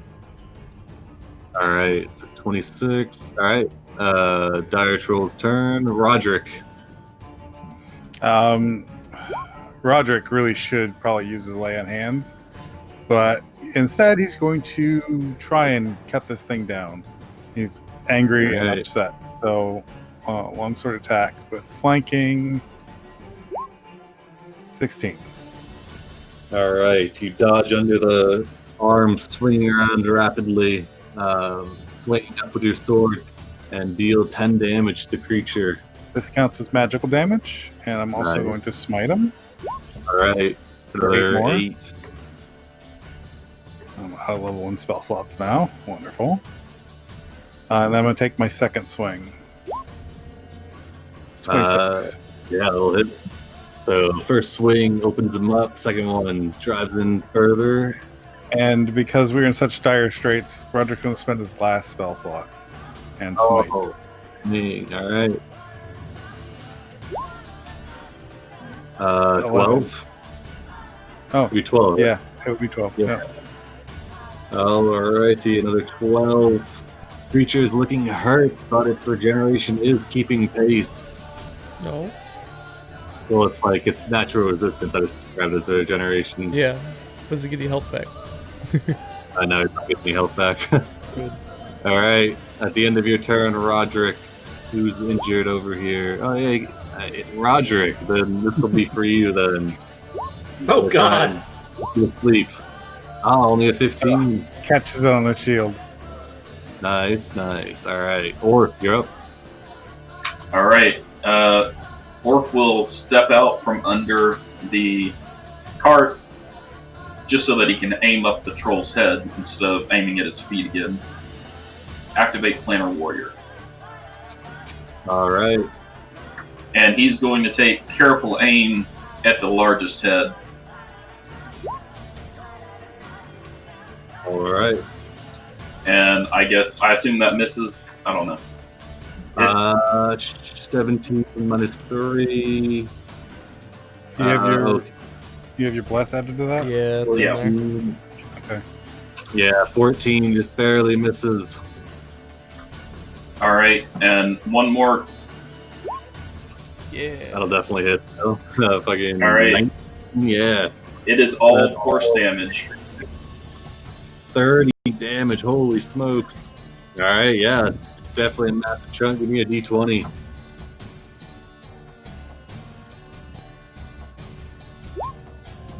All right, nothing extraordinary happened, but you blast away a large portion of the troll's rib cage. Or actually, not the rib cage. His Achilles tendon explodes. Yeah, All right. because he's under the. No, I jumped out from under the cart. Oh, did you? Yeah, All right. he was Yeah. he was aiming high. Oh, okay, yeah. All right, massive hit. And then I will go back under the cart. Nice. If you start back under the cart, the creature, as he gets hit from behind, use another legendary action to try and get Roderick. Gonna start knocking bodies down. Yeah, All right. that hits. 18 slashing. Put you to sleep. Cast along. Bless drops. Roderick stops. His sword stops glowing as he's knocked down. All right. He's not on top of the fire, is he? Possibly. Oh no. Little rope. All right. He's got armor. It'll take a while to heat up. Variant armor too, 'cause it dissipates heat. Oh yeah, true. It's bone. Yeah. You might have a small burn mark in your armor. All right, Shadow. What are you doing? Green flame blade again. All right. Nice. And then I got to roll my d8 for the rapier. It's Maximum damage. Where was our bless coming from? Roderick. Okay, so that's gone. Yeah, it's gone. yeah, I took that off. I just had to check for So myself. I was asking for myself. That'd be 48, so 32 damage. So you want me to roll 2d8? 48? Well, it's max damage. Just 32. Oh, 32, yeah. All right, give me a 48. D20. 48. Okay. Yeah, give me a d20. Oh, no, sorry. Ooh, nice. So yeah, you just leap up with your green flame blade, slashing across one of the heads of the troll, and the head falls down to the ground. It just flops down next to Roderick's body, eyeing him suspiciously.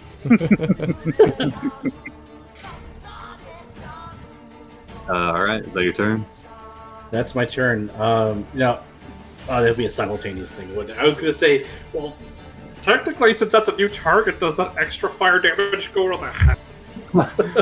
But it came off after your attack. Yeah. I know I know I'm being an ass. Mr. Roderick now. All right. It's my turn. Mr. Roderick. Oh, That'd be evil. Roderick's my Banderhobbs. friend. This Banderhobbs gonna run down here, slide down the embankment. It's gonna try and grab Pogo. Oh no. Pogo, give me an opposed athletics or Is that acrobatics. head, bro? 18. Oh no. All right, Pogo is grabbed as well. And this one will start dragging him away. All right, this Banderhobb gets been bamboozled. It's gonna like move over here, and you see it start to like reach for Roderick, but then this head kind of gives it the stink eye. And this Banderhobb and just looks down at it kind of in fear, and then just kind of backs Wait. away a little bit. What, the Banderhobb grabbed the head? The Banderhobbs are deathly afraid of this thing. That's why they've been letting it do its thing and only stealing your pack animals. All right, Clouds in the morning, you're up.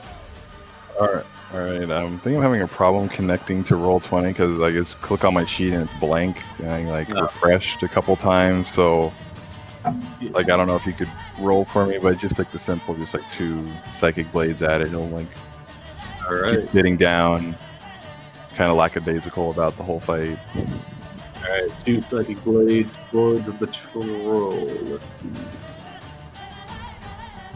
All right, first one is an 18, which will hit for 10. The creature is heavily injured. That's with Bless on there. Yeah. Bless can He weigh. misses. Oh, damn. Okay, the first psychic blade misses, and the second one misses as well with a 8, but it's not a crit fumble. Alright, I think this guy used all his legendaries. 1, 2. No, he's got 1 left. Swings at Roderick again. Alright. Oh God! No! No, he's not that cruel. And plus, Dressir hasn't gone yet, so he's gonna slash down at Dressir. He'll miss.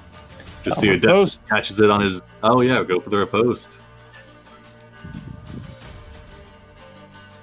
Nicely done. Another. What is that? 22 damage. Damn. All right, and that's a magic weapon. Yeah. Is it? The troll. Yeah, it's Ankylo tail from the That makes it magical? Made. I thought it was just masterwork. Oh yeah, No, it's a Masterwork. +1. Oh, is it the wait? Is the Ankylosaurus? Oh, it was a bear off tail. It was a bear off Oh, bear off. Wait. When I got it made, I was told it was a +1. It's +1, but it's not magical properties. It's just like masterwork. Oh. Okay, I didn't know there was a difference. I'm sorry. No worries. Jeez. Because there's some, because the the normal dino. Oh wait, it's the barrel. Maybe it was a +1. Shit. Okay, we're I just was gonna told play it it was as a +1. All right. and it could only make a blunt weapon, whether it was a club. Because I know the basic dinosaurs aren't magical, but I think I made the Monster Hunter monsters magical, so we'll see. And plus, yeah, for this purpose, we'll say yeah. Sure. All right, so you've been hammering away at the same leg, same knee. You strike it again, and the troll kind of lets out a grunt. The onslaught from Force Blade's smites. Its leg kind of crumples underneath it, and it falls to the ground, unconscious. Pogo, you're being led away by a Banderhobb. He's going to try to break away. All right. Oh, you're unable to break free from the Banderhobb grip. Alright, Dressir, this creature is laying motionless on the ground, but you can see its body is still kind of convulsing, struggling against the necrotic energy that's keeping it from regenerating. I'm just gonna keep smashing all its heads. Alright. And I'll switch to two-handed, since it's not doesn't be striking back. Alright, these are... I think there's just auto crits. It's unconscious, right? Yeah. If it's unconscious, yeah. Yeah, right. It's not rolling death saves, but roll me the damage with an auto crit. Alright. You got maximum damage and roll the damage dice again. So roll another d10. So this is going to be 17 plus 1, 16. Ooh, a little bit shy of chopping a limb off, but I am keeping track of how negative it goes, because it matters. Alright. Yeah, you slashed into it. Alright, Ikara, you're up. Alright, we're gonna come screeching down like a raptor in flight, and with our talons, we're gonna try and rake it with a vampiric touch. Alright. This will be an auto crit. Yeah. Yeah, as long as it hits the crits. All right. How much damage? It's a magical. Maximum damage and roll the damage dice again. Holy crap! Yeah, Sick. this is onslaught. This is good. So roll Alright, the damage dice again and roll max the damage. 3d6. Oh, wow. 3 ones. my! Yeah, so Bullshit. You regain So 21 it's HP either 18, way. 20 I know, that's why. Yeah, so I get 21 HP back as I draw its life force back into me. yeah, 21. Yeah. All right. Nice. Yeah. And then it goes down 21. All right, the troll's at 39, minus 39, and does not reach. Oh wait, because you didn't use your current No, I didn't. touch. She watches it kind of. Oh, sorry, I didn't mean to grab you. It starts to convulse, and you can see its regeneration working very at like overdrive, but it stays on the ground.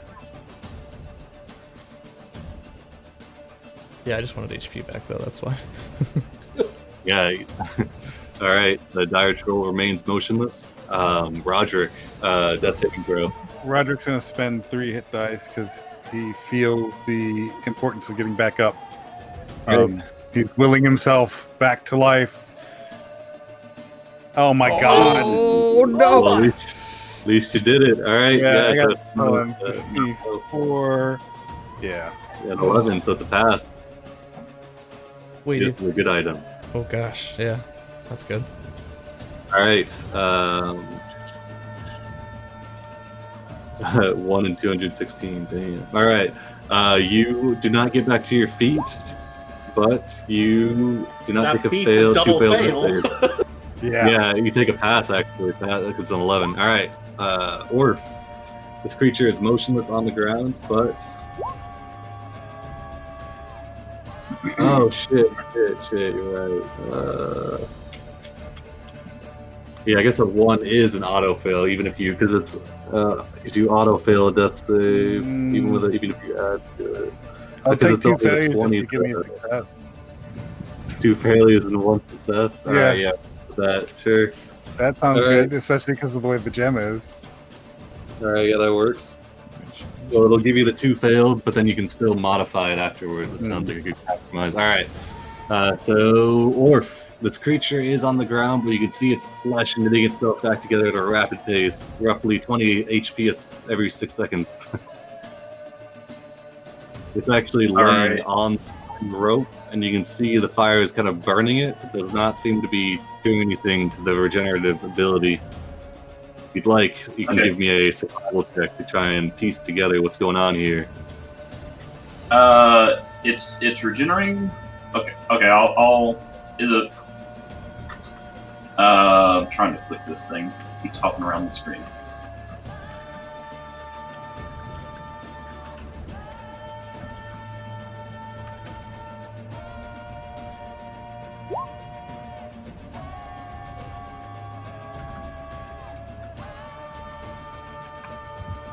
All right, 13 survival check.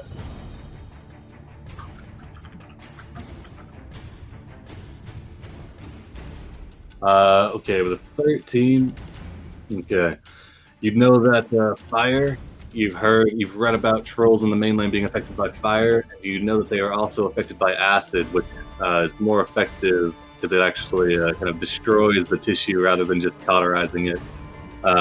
You think that this one probably needs some sort of acid damage done to it to keep it dead for good. Okay. Anyone know off the top of their head, does Hunter's Mark work on in... Never mind. Oh yeah, and there's 2 Banderhobbs dragging away your mounts. Right. Orc is more worried about Roderick. He will come over to, let's see, 15, 20, 25. He will get a potion out, and he'll ask Dressir and cast a long shadow if one of them will feed Roderick this potion.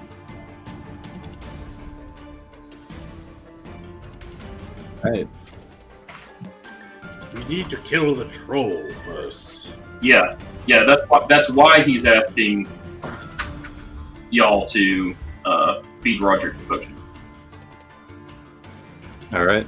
So that he can attack the troll. All right. The item interact. You pull the potion out. Somebody take it. All right. 6 seconds. Somebody taking the potion. It doesn't make sense because I can attack it my turn. Just you'll take it. All right, and yeah, Orf will light up his claws, and he'll just press his claws into the troll and just dig them down into the troll with them ignited. Oh wait, sorry, wrong one. Deer. All right, you just start pumping long or short bow shots into it. No, I'm digging claws into it. All right, you just start shredding it. Yeah, all right. So yeah, both those hit. They're definitely auto crits.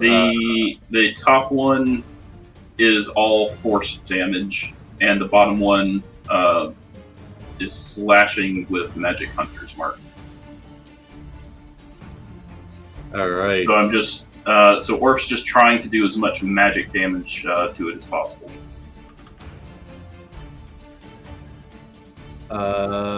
Okay. All right. So first claw attack does max damage. Oh, it's max double damage actually. So it's gonna be.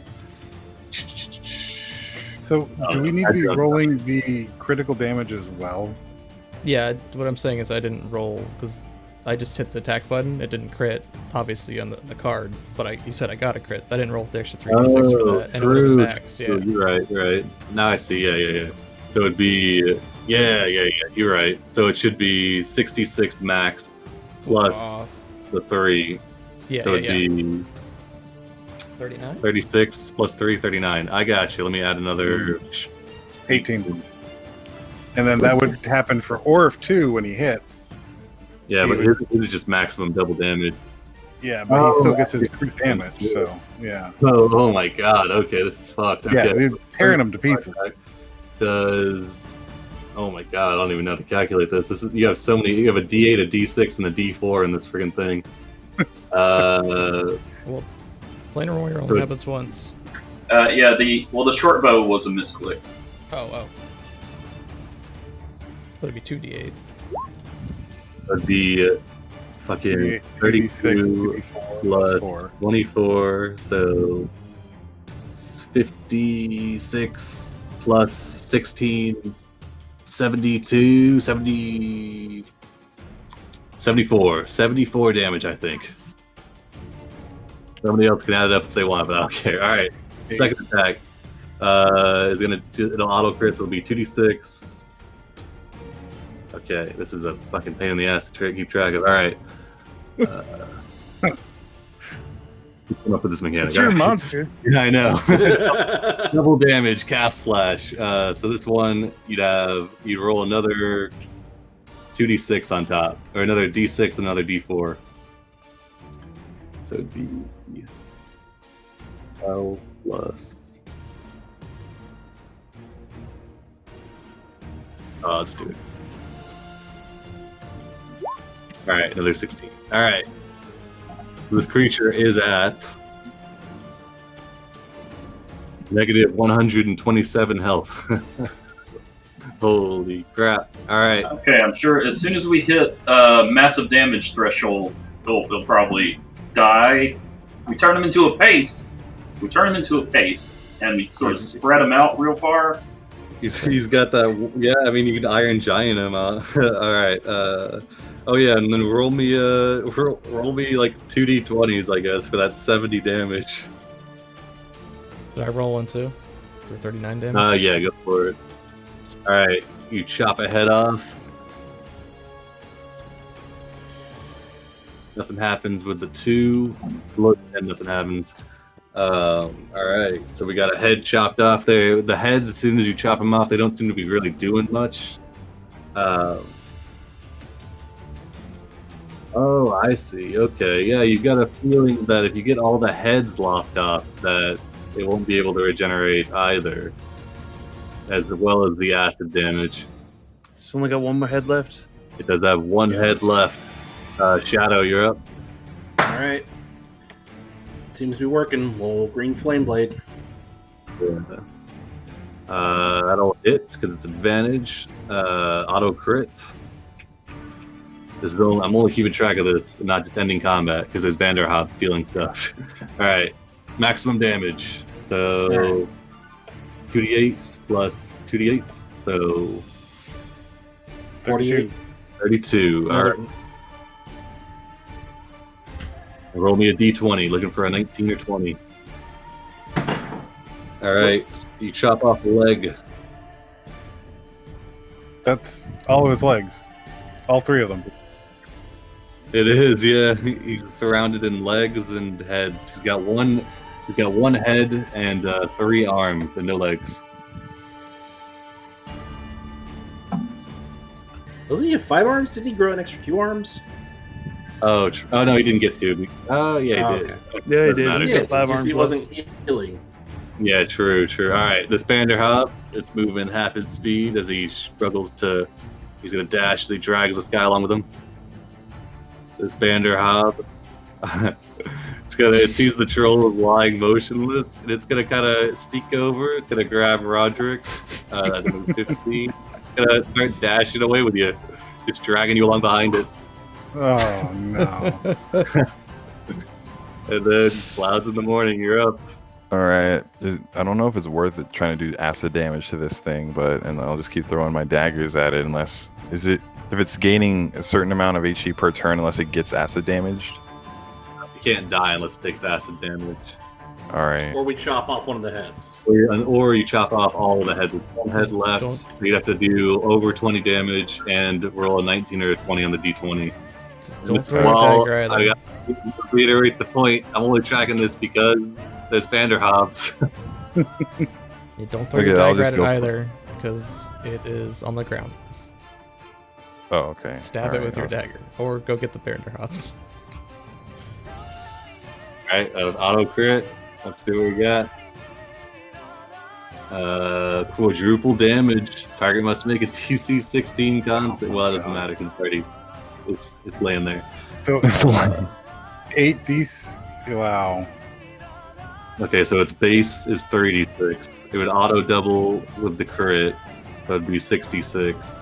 Jesus Christ. I don't Quad even know, would dude. be yeah. Quad would be 12d6. Alright, Oh. roll another 96. 9d6. This is so ridiculous. It seemed better on paper, alright. Okay. I was like, yeah, they'll just keep slashing it until it dies. Alright, roll a d20 as you deal like freaking 44 damage. Oh, yeah, okay, it's slashing off one of its arms. Yeah, the arms, once they are slashed off, they're not really doing much because the main body is just is messed up. Alright, next attack is an auto crit. What do we got? Maximum damage, so that's easy. So it'd be 4d6 plus 2d6, so it'd be just 66. So 36. All right, the creature is at negative 239 health. Roll me another d20. All right, another arm gets lopped off.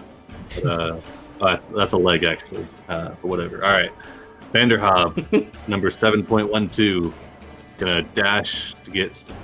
Oh wait, only 30 feet. All right. Dragon Aldani with him. Pogo. Can Aladdin resist or no? Oh yeah, just go ahead and give me the resistance now because Aladdin's not in the turn order. Ooh, dang. Pretty good. Yeah, but these Banderhobbs are rolling high too. Ah! Oh, it has athletics. Ooh. Yeah, they do. They have athletics and stuff. Oh yeah, I saw it earlier. Aladdin is not able to escape. Pogo gets us 18. Ooh, Pogo is held fast as well. They're getting dragged away to be eaten. All right, Jasir, you're up. Alright, we're gonna dash. So you have the potion now. Well, I can get him. I mean, Banderhobb hisses at you. I'm just going by what I know. He is told to give him the potion to heal Roderick, and this jackass is dragging him away. So I at least want to get into melee with him. Okay. All right, you gotta run up and. All right. Yeah, the Banderhobb hisses at you. Says, "No, this one mine." Find Speaking your to you own. in common. Yeah. All right, Car, you're up. All right. I guess someone's got to save the dinosaurs, right? Or- Probably. It'd be Well, good. push the cart. Not my dinosaurs. I'll just try and get some health back by attacking it again. All right. This poor troll, Jesus. Is Another 9. all right. Let's see what we got for the crit. So I'll throw an extra. Quadruple now. damage. Oh my god. So an extra. So roll another 6. 96. I think it's just. So my original crit is this 9 plus 7. So I need another 66. 6. Yeah. Yeah, that was 6. All right, yeah, that sounds good. Yeah. We got 16 plus 21, 37 damage. All right, I get half of that. Give me a back. d20. Yeah. Oh well. Damn it. Okay, I'm gonna say this creature has been bludgeoned so much. I mean, it's not dead. It's at negative 276, which Yeah. is like 15 rounds of its regeneration working. Yeah, I'm just gonna break my claws, cross it, and then I'll come over here and we'll bonus action healing word Roderick. All right, Roderick, you come to right as the troll is crossing the threshold of minus 256 health. Okay. 5 points of healing. Do not die, Golden Man. There's the Banderhobb. He's got your ankle. He's dragging you. Oh god. Do I still have my sword? Probably not. Did you equip like a little safety strap, like a Wiimote? Nope. You didn't have the wrist strap, man. Haven't you seen the selfie stick video? Silver rank adventurer. Oh my god! I didn't even bring his wrist strap. He does have his staff on his back, so he's gonna drag that out and smash into the Vanderhoff a couple times. All right, Like smack, smack. Banderhobb. 13 doesn't hit. Oh my god! I'm just flailing at him, kicking, struggling. To be fair, he's being dragged by the ankle. Yeah, he starts screeching like a Wookiee. Like, He's like, I just came back from almost being dead and had to pull this thing off my back. Yeah. starts shrieking in Just a Undercommon at you. It says, just want meal. The other ones gets nice, calm dinosaurs. I get damn metal man. All right, so this thing's a paste now. So I figure it's dead. It's dead enough. Is it dead enough for me to use a bonus action transfer my hunter's mark? Sure. Yeah, it's mostly dead. It's a little alive. It's a paste. It's a paste. Yeah. I will transfer my hunter's mark to the thing dragging Roderick. Right. And I will fire twice at it. Damn it, I figured you'd range guys to go after the ones going into the dinosaur. Damn. All right. Well, I mean, it could still kill him. It could still. Is he dodging still?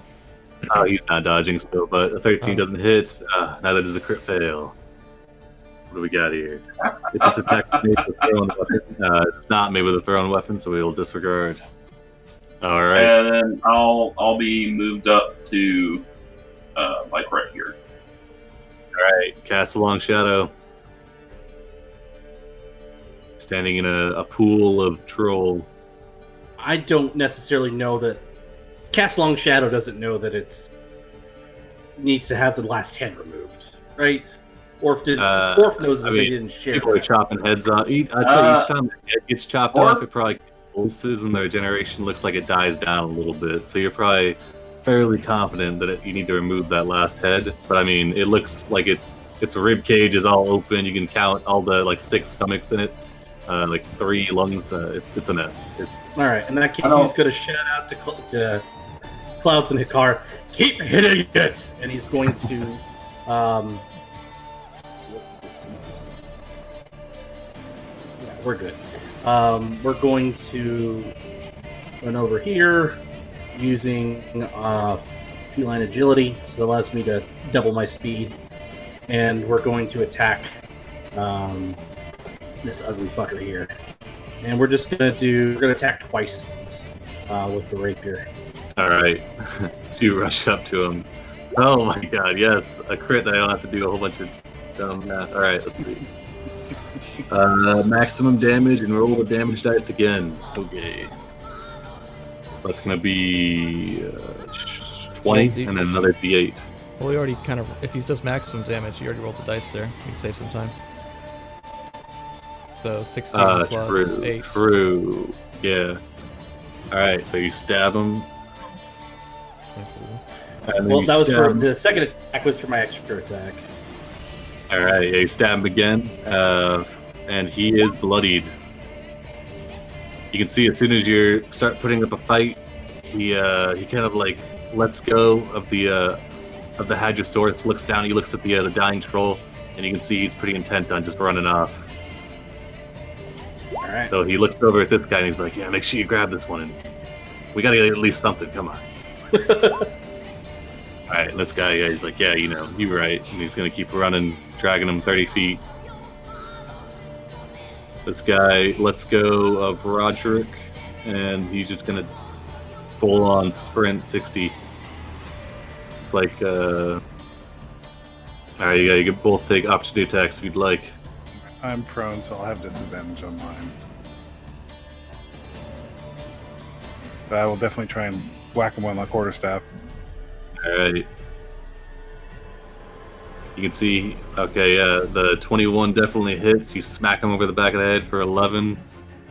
He's able to duck under the Warhammer, though, as he's got, like, his gut held up with both arms, and he's just sprinting, like, open up a giraffe, just full on running through the jungle.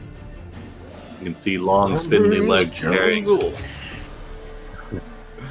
Clouds, you're up. It's like Cloud just looks at everyone who's running away and says, are you still fighting its body? Or Actually, Yes! Kill the troll! You looked at I'll Gakar, precision attack. his feathers, and he's just absolutely caked in his own blood, the troll's blood. His eyes are wild. He just keeps digging into this troll with his claws. So I got a 22 at that, so I actually hit him. Yeah, that'll hit for 16 damage. This one is bloodied as you kind of smack him across the butt with your Warhammer as he runs. All right, these are these are for the troll. Yes. All right, why do you do this for me, man? All right, let's see what we got here. All right, quadruple damage.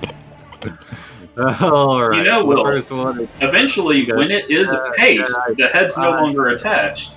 Yeah, I know. All right. I'm only keeping track because there's still one dinosaur in the hands of a Banderhobb. But anyway, so this does, because after that you guys can just leave, I imagine, or just you can paste it enough numbers until it's not able to move. All right.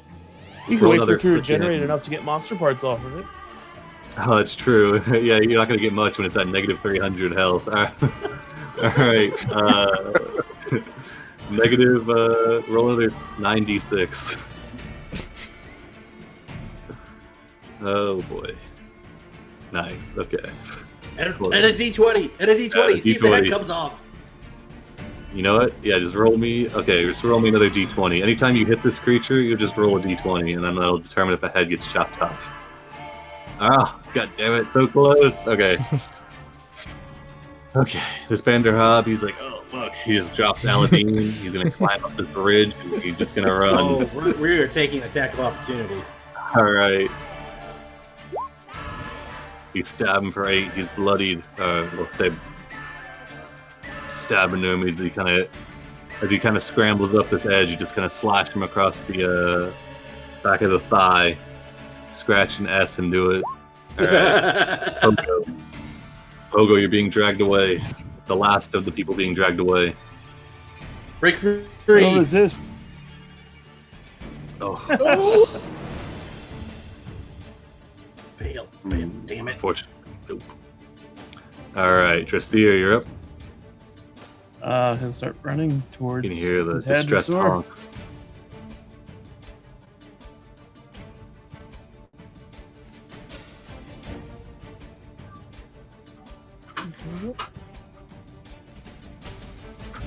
Alright, you Duke Hazard across the ridge, getting under your feet, still running.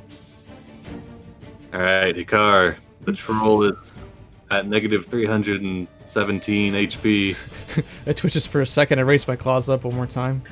And I'm just like, then I'll start flying. I'm gonna start flying after this other guy who's fleeing, screeching.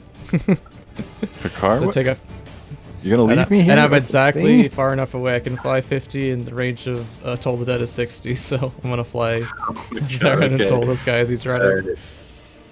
This time it's not the bones. This time Oh, it's he just fails. a vulture screech. Ooh, 10 damage.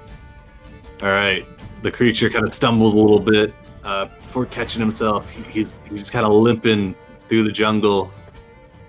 He's looking back at you. He's like, he just screeches at you and kind of claws the air. The troll regenerates 20 health. Negative 293. Roderick.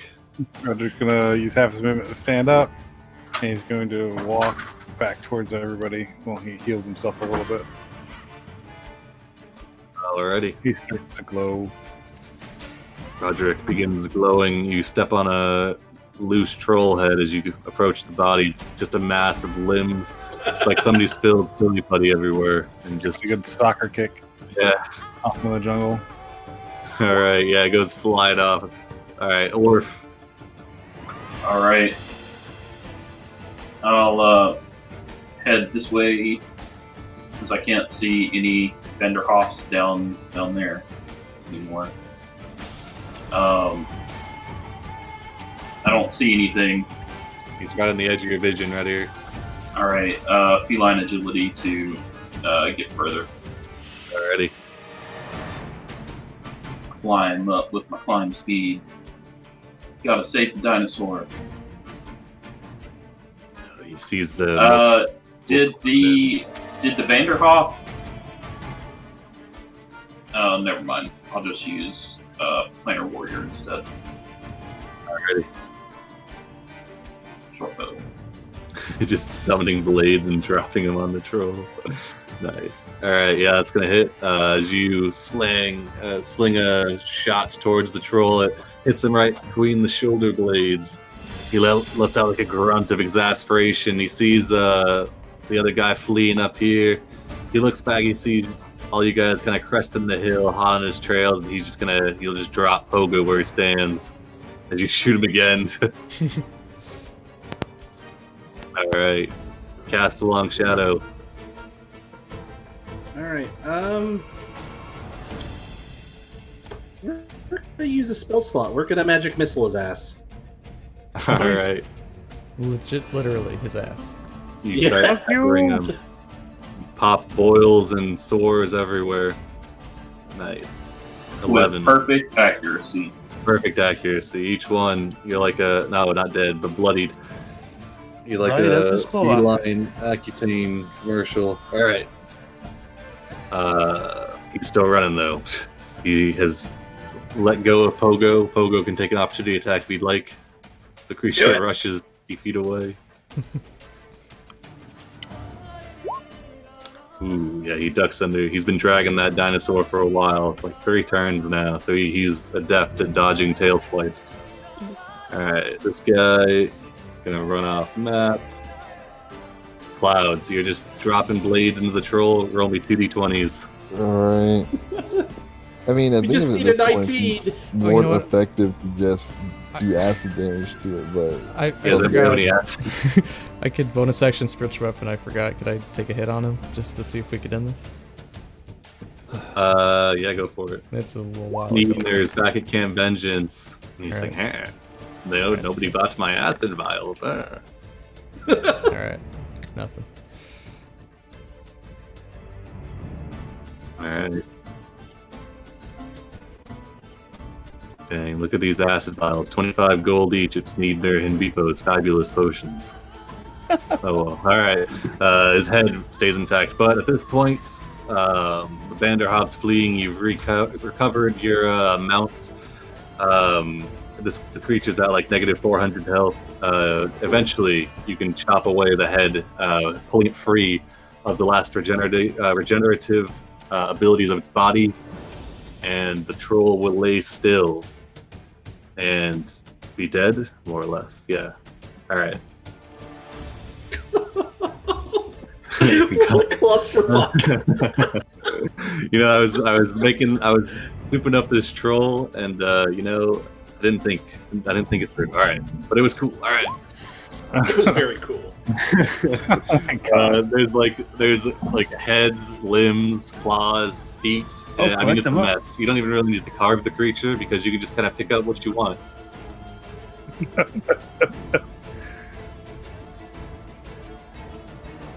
The big pile of 17 crit cards on the side of the screen. Can we get more Take a bully gun screenshot group? of it. We got 2 dead bully gongs. Yeah, the Banderhobb, give me a. Banderhobb, that's right. It's like a. Oh yeah, you can get another appraisal. I'd say with these last two, you can see the only other thing useful off the Banderhobb is. Let's see. With a this is pretty good. With a DC 15 check, you can harvest some of the Banderhobb's die, which allows it to do the shadow jump thing.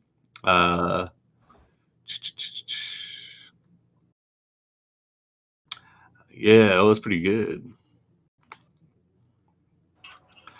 So the liquid shadow, you may spend an action to pour the contents of this vial over yourself, merging with the shadows within for the next hour. That sounds edgy.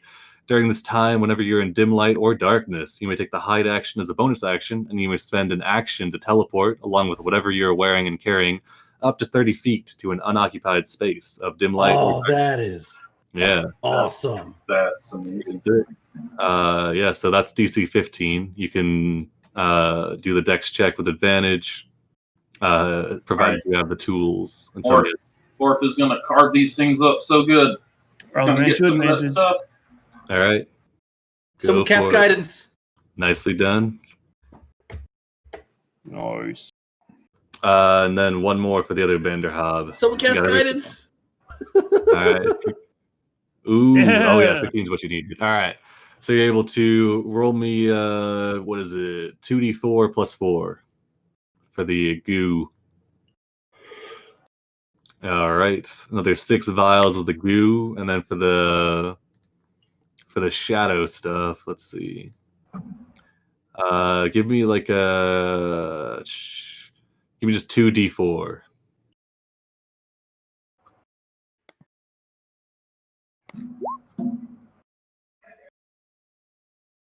All right, so you got 11 Banderhobb goos, which enlarge reptiles, and you have 4 of the shadow things, which lets you steal the Way of the Shadow Monk ability for an hour.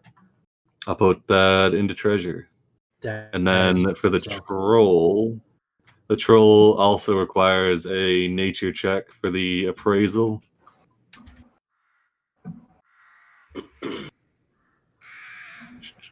Okay.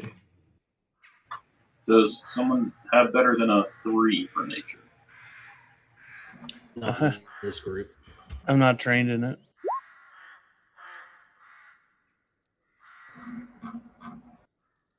I don't know if I had advantage or not.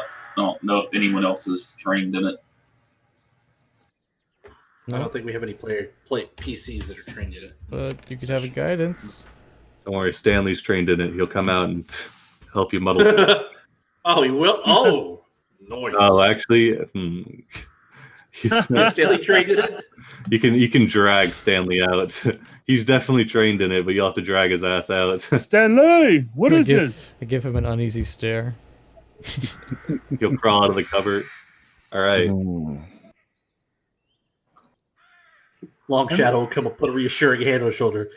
Listen, lad, this is for your own growth and betterment. Just do this thing. Haven't you always wanted a troll head of your own? You see, he sheds a single tear, kind of mumbles to himself, "This is bullying," as he goes over to the troll. But yeah, all right. So you get a 23. It kind of is. What do you mean, kind of? It is. It's not like we made him fight the troll.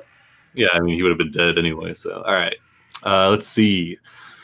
So for the first, the DC 5, you can get some troll flesh. Ooh, pretty nice. What's this do? Let's see. Ooh, interesting. A pound of troll flesh can be consumed to fulfill any food requirements. Oh, that is gross. A pound of troll flesh does not be exposed to fire or acid will generate a quarter pound of flesh every 24 hours. If you eat 3 pounds of troll flesh, you gotta make a con save. Otherwise, you might get a permanent mutation that makes you troll-like, but with no added benefits, it specifies. Oh, So worth it then. We're not gonna have a bunch of mutants running around, but yeah, you could stick this in the battle wagon and have like a source of food. Emergency food source. Yeah, with DC 10, you can get some troll blood. Oh, nice. This is basically just like a pretty gross healing potion. Will that mutate as well? Yeah, probably. Yeah, I'll make you roll on the weird mutagens table that I got. And then lastly, the most important thing is the troll heart. So it's one of the Did few... it survive though? I'll roll, I guess, and we'll find out. Yeah, go for the carve. All right. I can grant you advantage on that. Ooh, okay, all right. It's already all right. 20. 20. All right, I'd say. I mean, it's got multiple hearts. A couple of them got smashed. I'd say there's 2 that are good to go. I'm holding one. So, but it's destroyed. Squeezing it. The car already ate one. Yeah. all right. Oh, in that case, car, make a con save. Ooh, this is real nice. Troll. You can use the troll heart, and there's 2 troll hearts which are able to recover. I was kidding. Kidding. So this amulet contains the crystallized form of a troll heart preserved in tar. While wearing and attuned to this amulet, you can spend an action to activate it. For the next minute, you regain 10 hit points at the start of your turn, so long as you haven't taken acid or fire damage, and as long as you start with 1 hit point. And then you can do that per long rest. That's pretty rad. It's like That is. like a hardcore health potion. It's a rare item, but we'll be getting that ironed out hopefully. So all right, but you're able to carve 2 of those. For the troll blood, let's see how much. Give me like 3d5 for troll blood.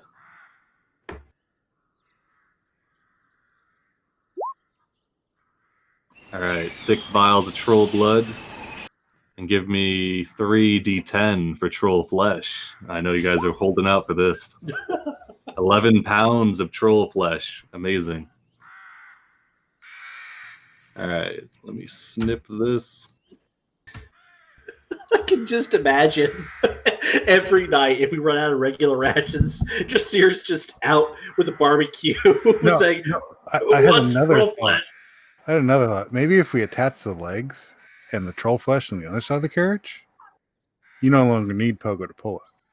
Are you talking about turning the battle wagon to Baba Yaga's house? Wait, what's the suggestion? Tying the legs to the cart. So put the flesh and the legs under the cart, right? Like build a box or something, and then have like every so often cut a leg off and then attach it at another point. So you end up with a bunch of legs that are just pushing the cart along. That's pretty cursed. All right. I mean, if we want to go down that road, no. Not my cart. I mean, think about it. Then you can add arms and have it do claw attacks. No. Funny. I think that's crossing into a realm we dare not go. All right, I got the stuff posted on the treasure. So you got the 11 pounds of troll flesh, 6 pounds of blood, or 6 vials of blood, not 6 pounds. Oh, wait, 6 pounds. 2 of the hearts. Yeah, so that troll flesh is pretty interesting. If you just like leave it alone, you could get like an extra 3 pounds of flesh a day. Yeah, I mean, Put it in a barrel and it keeps growing.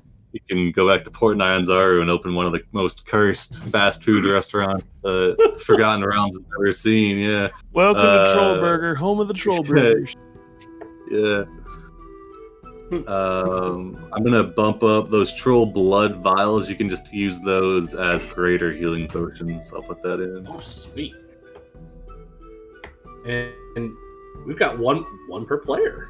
Yeah, and I mean, if you want to drink those, I'll I'll add an addendum that they will make you roll on the troll mutation table, which will be pretty fun. It won't be anything like adverse effects, but it might give you like big eyebrows or green skin or something. I don't know. Extra arm. So long as we can attack with that extra arm, I don't see a downside. Yeah, I'm gonna turn you into a Thry-Keen.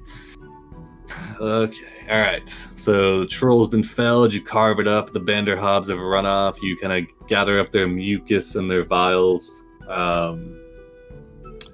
Nicely done. Before we leave, Roderick will share 5 points of healing with everybody who's hurt. Nice. So I think that's just the Dracir, Shadow, and Orf. Yeah. Yeah, you can tell the many-limbed one was using the Banderhobbs as hunting dogs. It's a pretty nice synergy. They get to drag away the things that he doesn't want to eat, unless you kill him like a bunch of savages. We're just up in here disrupting a whole ecosystem. Yeah, true. Yeah, that's what you do in Monster. Ecosystem, though, I mean, it's like one bloody troll in the middle of the troll in Chult. Not anymore. Now there's no trolls in Chult. You've just ruined a bunch of fables. It'll be like, there's one troll in Chult, except they killed it. Alright, okay. So we're at 4. I think this might be a good place to call it. I can't go on much longer. Yeah, me neither. But if you guys want to stick around, we're gonna spend like 15 or 20 minutes. They're gonna attend something. Siliqui and Elim are going to a place for Congo Tamu, and I've got a map for it. It'll be pretty interesting. Pretty soon it's going to be If you wanna 007 and M. No, Q. Q. That's right. What a long rest. All right. you jonesing for that long rest, aren't you? So we do want to just see if we can get another 3. Yeah, let's see if we can get another 2 days there. All right, yeah, nothing attacks you for the rest of the night, of course, because you've got, and then I mean, you got a large amount of troll blood and troll stank all over you guys. We'll put it as like a real low chance. Let's see. Quick question. Because I stayed up most of the night and wouldn't have gotten a proper sleep, do I take a level of exhaustion? Nah, you got a con save it made. Didn't you? Yeah, you got a nat 20 on the con save, so. Alright. Cool. Alright. So this night passes without issue. You only got to spend one more night outside. Somebody just roll me 2d20s. And if you don't get a 1, then you guys can make it back to Camp Vengeance. 2d20. I did 22. Okay. 23. By advantage. All right. Yeah, with the 23 navigation, with your guys all smelling pretty bad, with a Rathalos strapped to the top of the wagon, you guys can make it back to Camp Vengeance. Yeah. There we go. So did we rattle up into there like it's an old jalopy at that point, going with backfiring and stuff, and we pull into the camp and the wheels just fall off and it falls to the ground. No. If it's making noises, it's like chitty chitty bang bang. Well, it took like 3 of those whirlwind attacks. Oh, come Take a couple on. of whirlwinds. It's a war wagon. It's got to have a 25 AC or something. See, that's the other reason you need to use troll flesh on it. More padding. You can just get torn away, and you don't have to worry about. Yeah. Like a chunk on the outside, put a nail in it, and just that's good. It's done. That's fine. Imagine the smell, though. Heavenly. Okay, so I know we have a good chunk of the guys who were on mission 16. Did we really not get any items that day? I'm Are you not seeing talking any of about- the treasure. Because this would be a good time to divvy up the loot before the next round of quests go off. So Mission 16. Yeah, Was that I'm the trying one to make the where we list. had to, like, it was a good versus evil trial thing? Ooh, the Temple of Trials. The Yeah, that was a good yeah. that's- No, got the Temple +1 of Trial charge was and the depth. 17th. Oh wait, that was mission 15. That was the trial. That was the you guys got the Raytheon horns, the bracers of defense, and the short sword Yeah, from that. Gordon's already using the bracers, so the short sword was untaken by anyone, as far as I remember. So you don't want to count that against. I mean, it's up to you guys. You don't want to count that against his shares for the since he's using the bracers. Whatever. Yeah, just put it in the document and then Yeah. talk about it in chat. That'd probably be the easiest way to go about it. And I'm gonna go through and I'll have to get lists of who went. I mean, is the sign-up sheets? Did anybody substitute out in sign-up sheets since then? Like, did everyone who was on the top part? Pretty accurate. Okay, I just wanted to know so I can get a list of who went, who didn't. But I'm actually the one after that, where we just started off. That's when I first joined back in with you guys. Mm-hmm. Looking through there's nothing in the treasures. There's no treasures from then. I don't Did we think so. just not get any treasure? I think that was Okay, the I just crab wanted to fight, verify. And then we spent a week at the crab place, and then we went to the heart. Right. All the items we got there, we spent our personal money on from actual working there. No treasure per se. No. Okay, I just wanted to verify. I was going through the list and I was like, wait a second, did I miss something here? So I have an inventory list. I have to match up with the values of some of the magic items, what their values are going to be set at. And then I'll have a list for us to go through and do the whole shares and everything.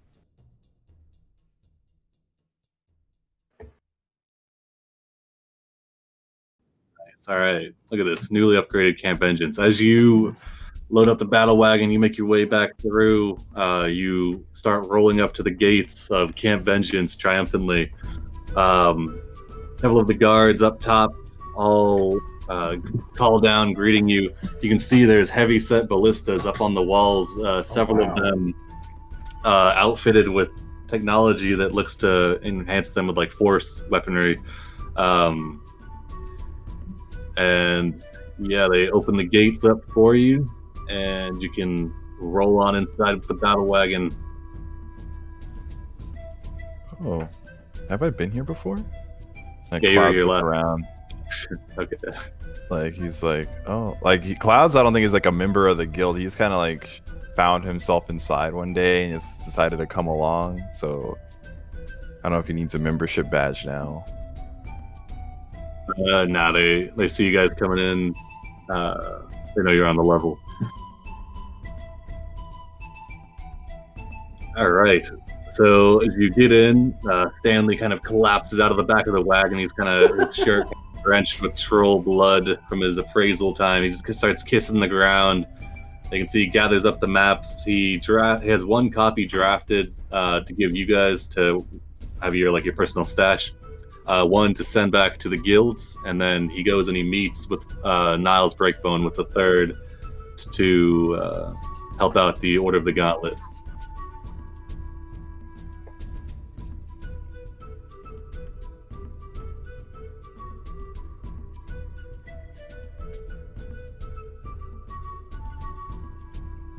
All right. So Niles Breakbone, he'll meet with you guys. Like, you got an unhurt Roderick over here. He'll meet with you guys. Oh yeah, Roderick went back into the main building. There was actually two of me on the map, so I removed one. Over the map, he's like, wow, you truly mapped out the entirety of the Aldani Basin. There's locations on here that we had no idea of. He said, you say you found these lobster people? Lobsters no more. Oh. It was a You were- curse on their people that's been broken now. we'll send out a contingent of guards to see if they need any assistance. Possibly bring them into the fold under our protection. You've done a great service to the Order of the Gauntlet, and can find soft beds here, though they're freshly imported and need to be broken in a little bit. Anyways, we will do our best to supply you with whatever you need, and you are welcome to stay here as you explore the rest of the island.